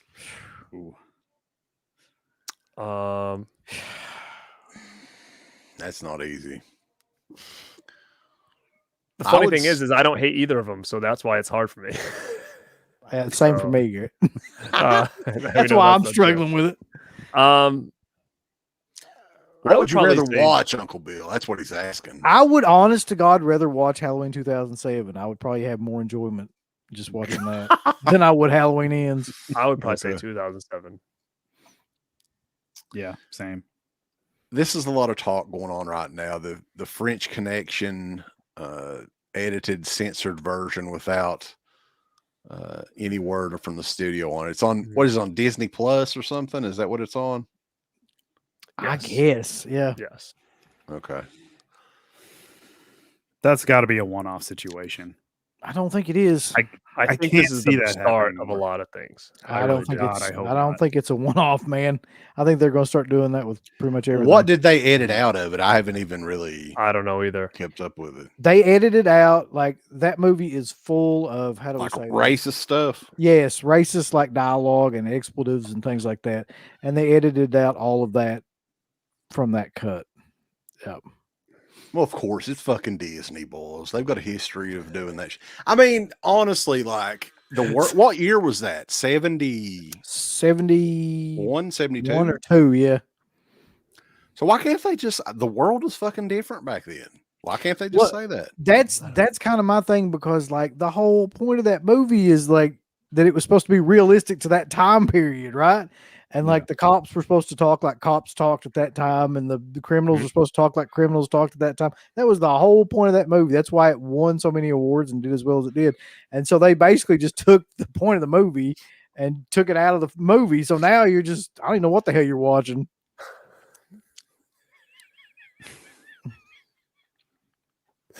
Wait, Uncle Bill. It's a good one right here. Christopher Walken What is it? versus Sammy Kerr. What? What the fuck? Sammy Kerr again. Like he's right now he's undefeated, baby. Sammy Kerr's like a UFC champion right now. Damn it. Walking versus Kerr. There's a new That's like a new shirt. Walken Kerr. It's like You got to keep doing these. So we got to figure it out. Oh my god. that's a new shirt. It's gonna have them like face to face. Oh god. Walking Kerr. HBO presents on pay-per-view. Fucking Walking and Kerr. The final battle. What's your answer, dude? What do you think? Well, it's obviously Christopher Walken. I mean, come on. Obviously, yeah. Christopher Walken, I'll say that. Yeah, you can't beat the Walken. Well, there's a new is it McBain, the Blu-ray release? I think Synapse is coming out with that. That's a Christopher Walken movie I've never seen. But it looks interesting. The best part about that question to me is you got a completely fictional character versus Christopher fucking Walken, like a real dude. It's like I'm not sure how. Like, what world are we in? Like, is it Sammy Kerr in the world Yeah. of Christopher Walken? Well, the or is man it like- that played Sammy Kerr died like 40 Supernatural? years ago or whatever. Dude. Yeah. So good. It's the best question we ever had. I'm We can telling you, always rely on Bronson, boys. He Yeah, brings he's- it. that always is bringing my the hate. favorite question. Of all times. Mhm. Real Fright says Corey Cunningham should have killed Michael Myers, pulled up in front of Laurie's house, and banged her while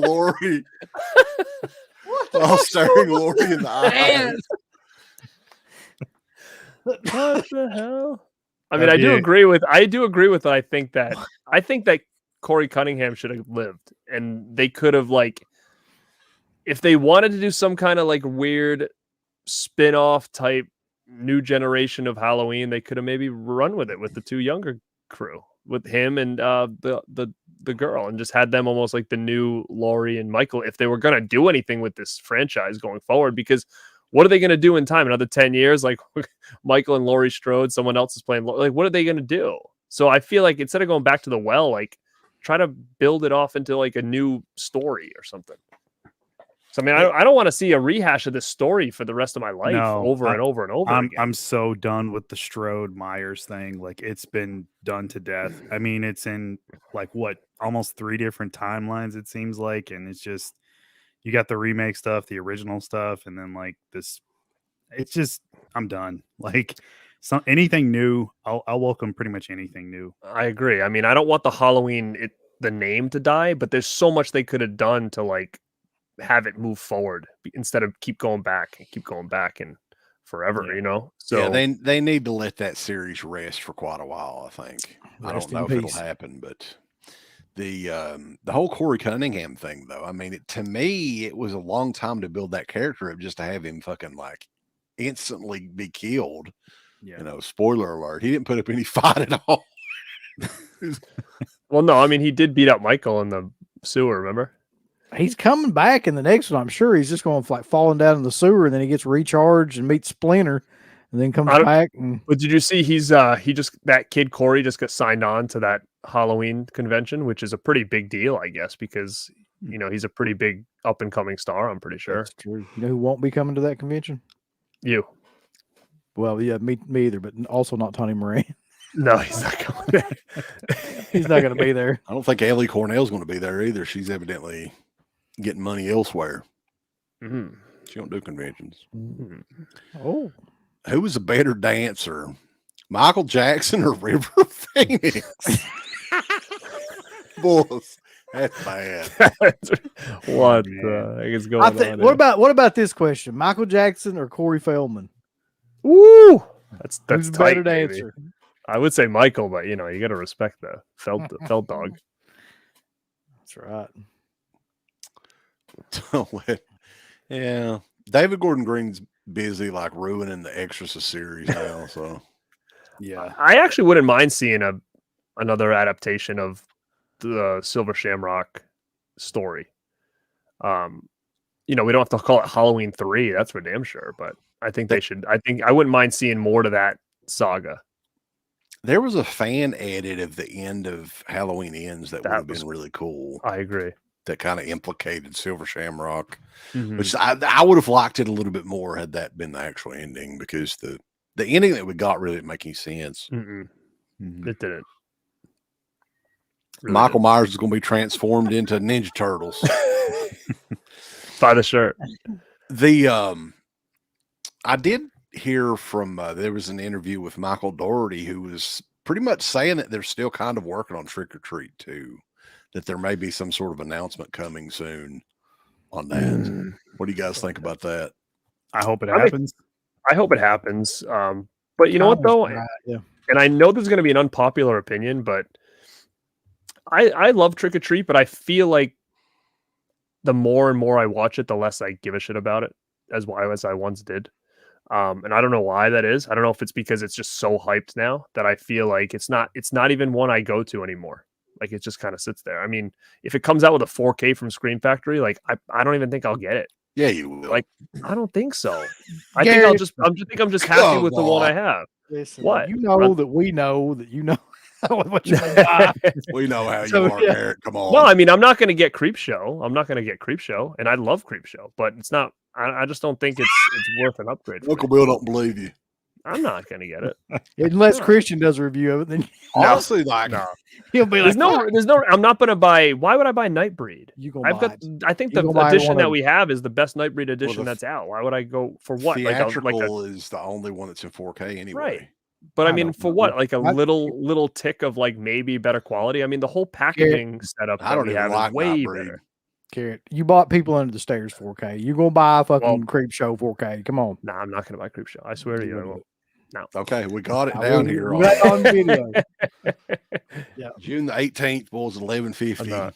So, but guys, hey, we've still got like 160 people in here, so we appreciate everybody tuning in We'll live. start for juggling or us something. and everything. Start doing something. Yeah, think Somebody throw out a Bronson- question. Bronson, give us Mr. one more Walsh. feud for us before we Yeah. leave. You got something? yeah. Lay it Sammy out. Kerr versus somebody else. Yeah. See what you got. Sammy Kerr versus Raphael from Teenage Mutant Ninja Turtles. Go. Kenny says that the People Under the Stairs 4K looks amazing. I thought it looked good. I heard Um, the Creep Show looked great. I mean, my thing is like for me, like that they have all these sales now. I don't know why somebody would go out and purchase, like get in a hurry and purchase it. Like Screen Factory's actually having some pretty decent sales now, so I'll just hold off on some of this shit and pick it up for like $18 or whatever. You know what though? I mean, and again, I don't know if it's just me, but if I watched People Under the Stairs, if I watched 5 minutes of it, and then I took it out and I put the Blu-ray in and watched 5 minutes of it, a lot of the times I don't really notice such a drastic change on some of these movies, unless they do some kind of like color correcting or something like that. Like I don't sit there and I'm like, oh, that just blew that away. Like it's not that, in my opinion, that much of a difference. Some What- movies, sure, but a lot of these Screen Factory ones, like I don't think it's like night or day difference. Is it? I mean, well, mostly what I notice is if it's like interpositive restoration, Mhm. original camera negative restoration, I can tell the difference then. But it seems like Scream. Now, correct me if I'm wrong, anybody in the chat. It seems like Scream Factory isn't really doing that for 4K, or are they? Do you Yeah, guys? I don't know. I don't know off the top of I my don't head know now. what they're doing. I don't imagine them going through all that trouble. No. I mean, I think someone had said the Creep Show release, they're using the same exact transfer they use for the Blu-ray, but it's on actual 4K instead of just a 4K remastered Yeah. Blu-ray. See, that's where they lose me. Like, I'm not gonna upgrade it if it's not like an actual full on restoration. Subjective perspective collective, baby. Thank you for the super chat. Which release, Jerry? What are we talking about? Maybe Mina Trick or Savari treat. versus a hammerhead. What? So it's like It's Undertaker wrong. versus Undertaker from SummerSlam 94.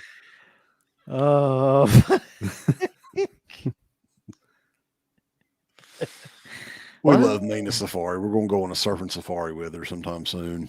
Mm. Peter North said he's going to fly us out to California, Uncle Bill. Would you go? Yeah, let's go. Where are you gonna go? You guys gonna go to the Halloween convention? Sick. Let's go out to it. We're going to go stay with Peter North. That's like a whole vlog in itself. I think I'd be comfortable there.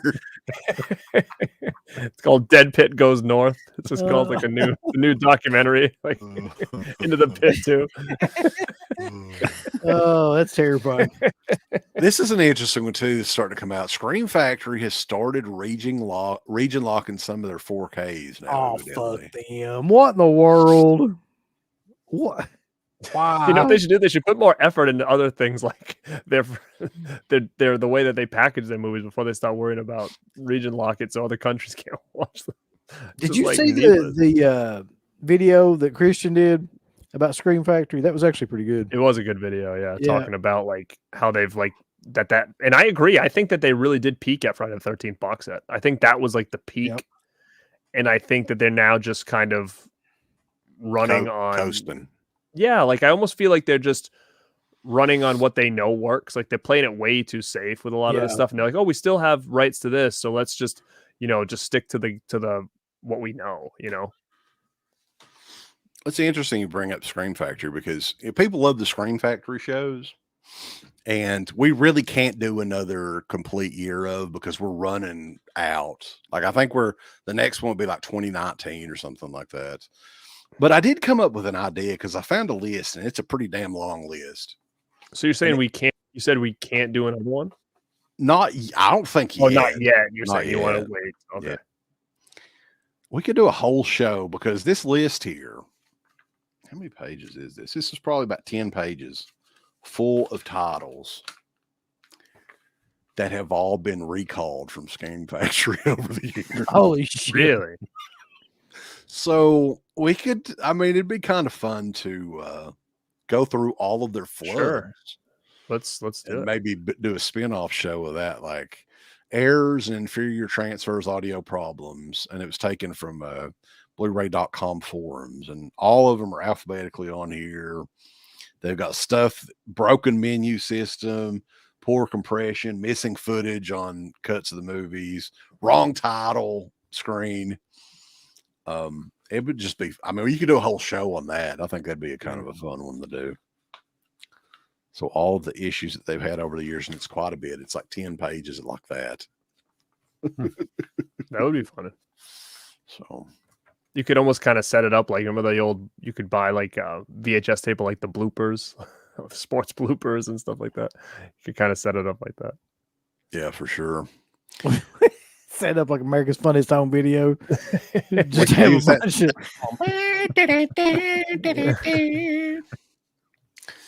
Garrett, Yo. I got a quick question. Sure. So you showed some of your Arrow stuff online. IG to Yep. be more specific. Mm-hmm.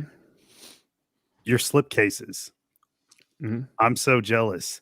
Dude, how? What do you mean? How do I have Like- all those? I have like maybe 2 or 3 slipcases for Arrow stuff. All my Arrow Blu-ray stuff, I don't have any. Really?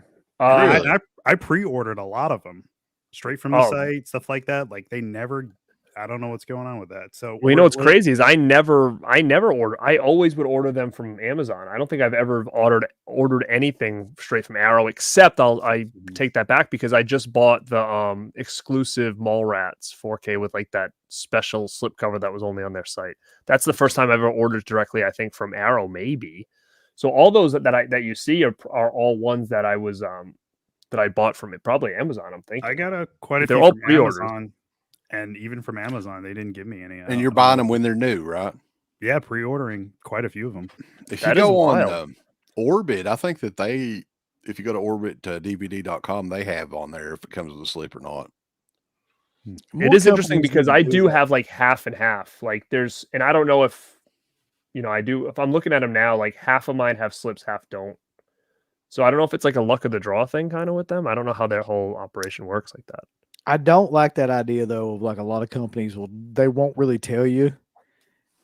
Like a lot, especially Amazon. Amazon's bad for that shit too, where they'll just show you a picture of it, and it's kind of like you kind of have to guess whether or not it comes with Well, a slip or not. the It's thing like, about Amazon is too, though, is they're all shipping from different warehouses and shit. So yeah. Right. most of the time, like if it's stuff in Kentucky, like a lot of the time we get stuff that the slip should have been gone months ago, because I guess a lot of people in the area maybe don't order them or something. I don't really know. So Right. And I mean, it's not that big a deal, but I was just really curious, like if you were. Yeah. Yeah. No. Okay. I know somebody's watching. They're like, "Who cares? You got the movie, dude. Just it doesn't matter." Well, you know what else Trust kind me, of it helped matters to too Mark. was yeah, I'm just looking at them now and I'm trying to think where I got each one. Like, yeah, a lot of those were all pre-ordered, and I didn't realize like how rare Killer Clowns is now. I had no idea that was like very, very out of print.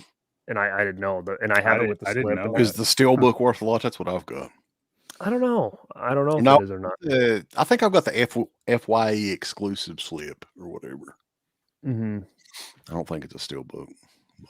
I thought you were going to say something about some of my editions looked like they were still sealed, which they're not. But in that video, you see a lot of the shrink wrap on them. But on like a lot of those big boxes, sometimes I'll just cut the front open. You can take the stuff out and just leave the cellophane around like the box itself. But I thought that was you going to say. I was like, you're going to be like, why would half of your movie still sealed up there? I'm not going to judge. I do the same thing. But actually, I've always done that. You know what you could do, Garrett? What? Just send me that Lucas Blu-ray that you have.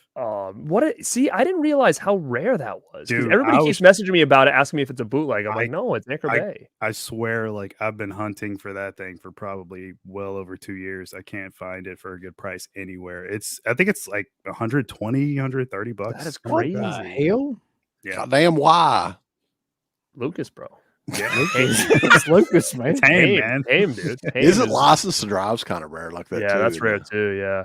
Yeah. I've got that one. And then I had you know what it is? I've kind of figured out, and I don't know why, but it's the Anchor Bay Blu-ray. So for instance, I posted a picture of Freaked on Blu-ray the other day, and everybody was messaging me too, asking me if that was a bootleg. I'm like, no, Anchor Bay put it out.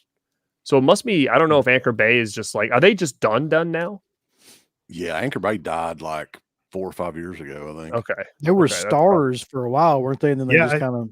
I thought Stars was like keeping their catalog alive. Is that I mean, they may be, but they're not releasing anything as Anchor Bay anymore. If you go, the website I think is still active, but it hasn't been updated since like 2017, I think. Wow. Yeah, I'll have to look up some of those Anchor Bay ones that I have. Somebody said Detroit Rock City's out of print. I think I have that one too. Yeah, I've got that. Yeah. I have Dogma. I know that one's going for I got quite a that one bit. too. But guys, I mean, it's been a fun time on here. Peter North, still, trying to wine us and dine us, Uncle Bill. Take us out to LA. I'm a little bit wary of Peter North. I don't He know. can arrange us to hang out with Run DMC and Exhibit. Okay. Pay for He's gonna flight and pimp. hotels He's gonna and pimp your stuff. ride up there. Yep. That's funny.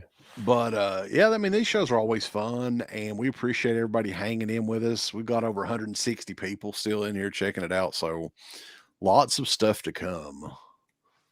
The 2018 Thai flick, The Pool. Never seen it. I've only seen one movie called The Pool. I think it was a slasher with James McAvoy from like 2001 or something. Sick. Alyssa Milano's in here, the star of Teen Wolf 3. That's good.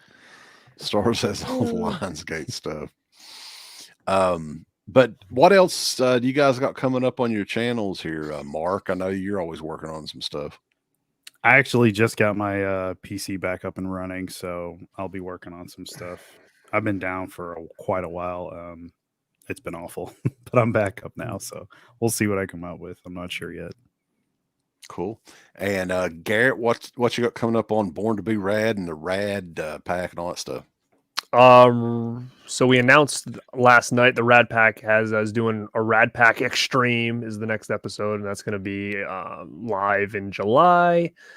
This week you can find on my channel at Born to Be Rad. I'm going to be doing the first episode of this little series called Anchor Bay Archives, where I'll showcase just cool Anchor Bay like limited titles. So the first one I'm going to talk about is the Reanimator set, the one that came with a little pen and all that other junk. So Nice. that'll be starting this week. I'll probably do one of those every once in a while. And then what else do I have? Oh, and then I have Rad Company at the end of the month, and my guest is Captain Horror. So that'll be on my channel. I think it's like the last Saturday of the month. So those are the two big ones I have planned.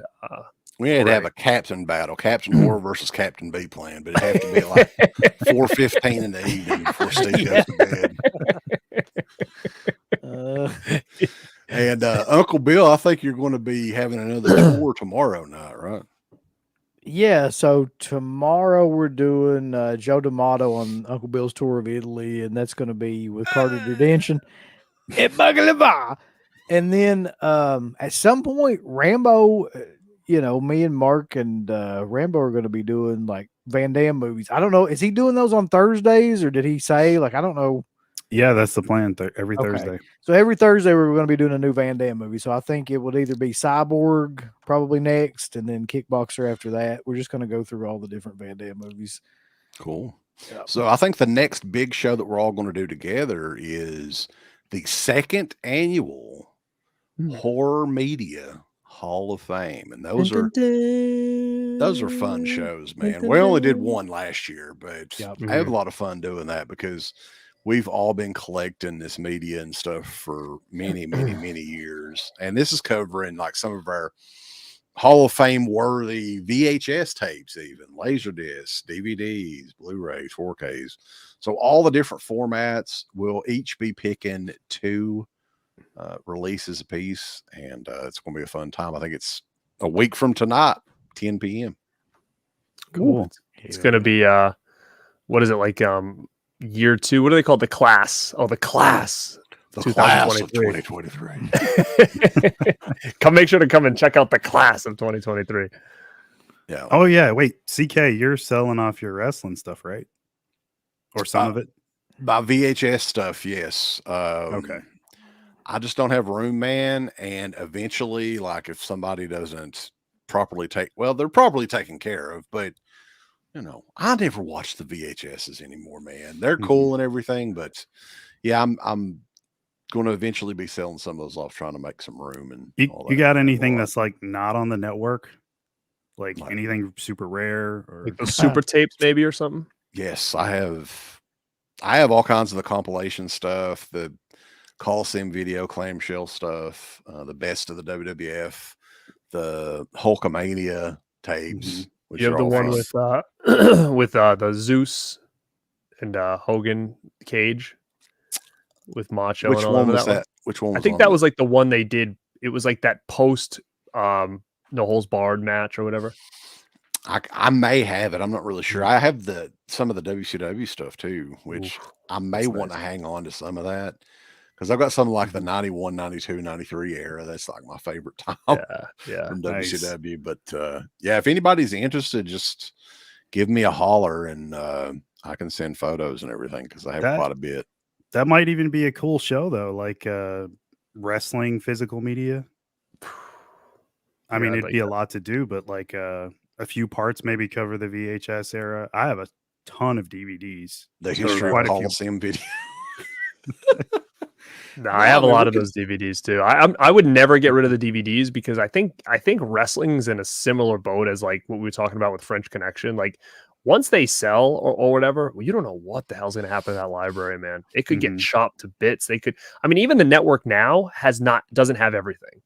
Yeah. Where the old Yeah, network right. did. There's a lot missing in the network now that Peacock grabbed it. So like these DVDs that I was like this close to getting rid of, I'm so glad I didn't because they're going to get chopped to bits eventually. And there's a lot of stuff we'll never If see you think again. about it, though, the way things are headed right now, like a lot of those storylines from the Yeah. late 90s, early 2000s, that shit's not going to fly. No. So I mean, I'm there's- definitely hanging on to it. There's so many things like that they did release on DVD, VHS era as well that I'm pretty sure wouldn't go over well today. So I know it's edited on the network. So I'm definitely hanging on to all my stuff. I got quite a few Blu-rays as well, but at some point they just stopped releasing because they used to do like the documentaries of Right. a specific wrestler. You get like the first disc, it was like the life story of the wrestler. Yeah, I and used to then love those. yeah, and then the second disc or third disc was all like matches like Matches, selected yeah. by the wrestler. They would have So- rare stuff on there too sometimes, like Mhm. stuff that you'd never seen before, like house show matches and stuff. Yep. And none of Re- that's on the network. Real Fright wants to know how we organize our movies. It's different. I do it in this room is all boutique organization by boutique label in little sections, and then if you go into like my main library, and I have like one wall's all horror, but it's all by like mostly by franchise, and if it's not by franchise, it's by label, and then I have like a non-horror section, and that's kind of how I organize my stuff. I just throw everything on the floor. I don't give a shit. And uses a green screen so it looks all organized. Yeah, that's it. What about you, Uncle Bill? I'm curious how you organize your shit. It's all organized by studio.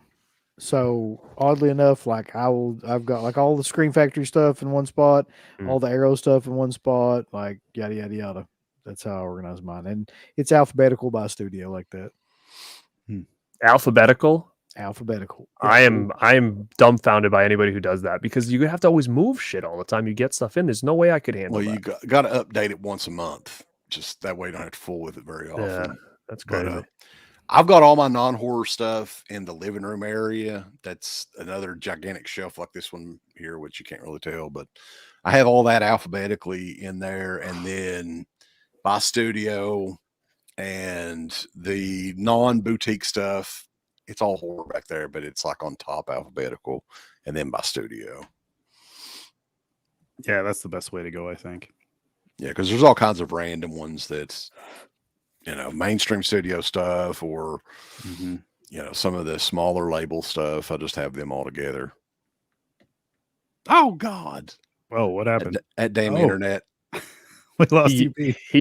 Cracker He Bomb yawned internet and then he was strikes gone. He like literally yawned and then just disappeared. So yeah, I guess we're done though, guys. I mean, we appreciate everybody tuning in and everything, and hopefully, if we got the list and stuff together, we can do, because there's many years of this aerial video stuff, so we can do those a little bit more often, maybe. But yeah, I appreciate you guys being on here, and we will definitely have to do it again. So, anything else you guys wanted to mention on here? No, it's a good show. Again, Fun. it actually makes me kind of sad that I don't have any of these anymore, but I've got to stay strong and not go on eBay and try to find them. Don't do it. And there's some good ones to come, guys. Like I didn't have a lot from this list, and I did have a lot of these window boxes, but so I think like year 2 is really strong, because there was a lot of good ones we haven't talked about yet. So make sure to definitely come back and check this out. And then if we keep going strong, like I said, we can start talking about when they hit the US, and that's the ones I have a lot of now. So Yeah, there was a big Kickstarter campaign and everything, and we'll talk about all that too, because they really upped their game when all that went down too. So, but anyway, guys, check us out: Stuntman Mark, Born to Be Rad, and deadpit.com. Yeah, give us the thumbs up, Up your butt. like, subscribe. And if you subscribe, here's something else you can do. Once you subscribe, you can click the bell notification, right? And it'll notify you anytime that Dead Pit puts up new shit. Or don't. I really don't give a if you do or I don't. want you to. I want you to. I don't care. Let's keep our community growing here on No, YouTube. I don't like it. I don't want you to do nothing. Listen, they need to do that, pal. No, don't you Yeah. dare touch it. Thumbs up, subscribe, and click that bell. There's all kinds of wonderful shirts over at shop.deadpit.com. Simply the best horror shirts. On TeePublic, there are others, but they all suck. You can get some Dead Pit radio shirts. You can get Last South on the Left. The Hills Have Eyes. Texas Chainsaw. Oh, wait, you can't say Texas Chainsaw. All kinds of shirts, folks. You're gonna love them. Shop.deadpit.com. Thank you to all of our supporters on Patreon. Dead Pit on Patreon.com is the only place to check out a complete archive of the old Dead Pit radio shows all the way back from 2005 on, in addition to the midweek shows and fan commentaries, exclusive podcasts, and much more. Dead Pit on Patreon.com if you're interested. Tiers start at only $1.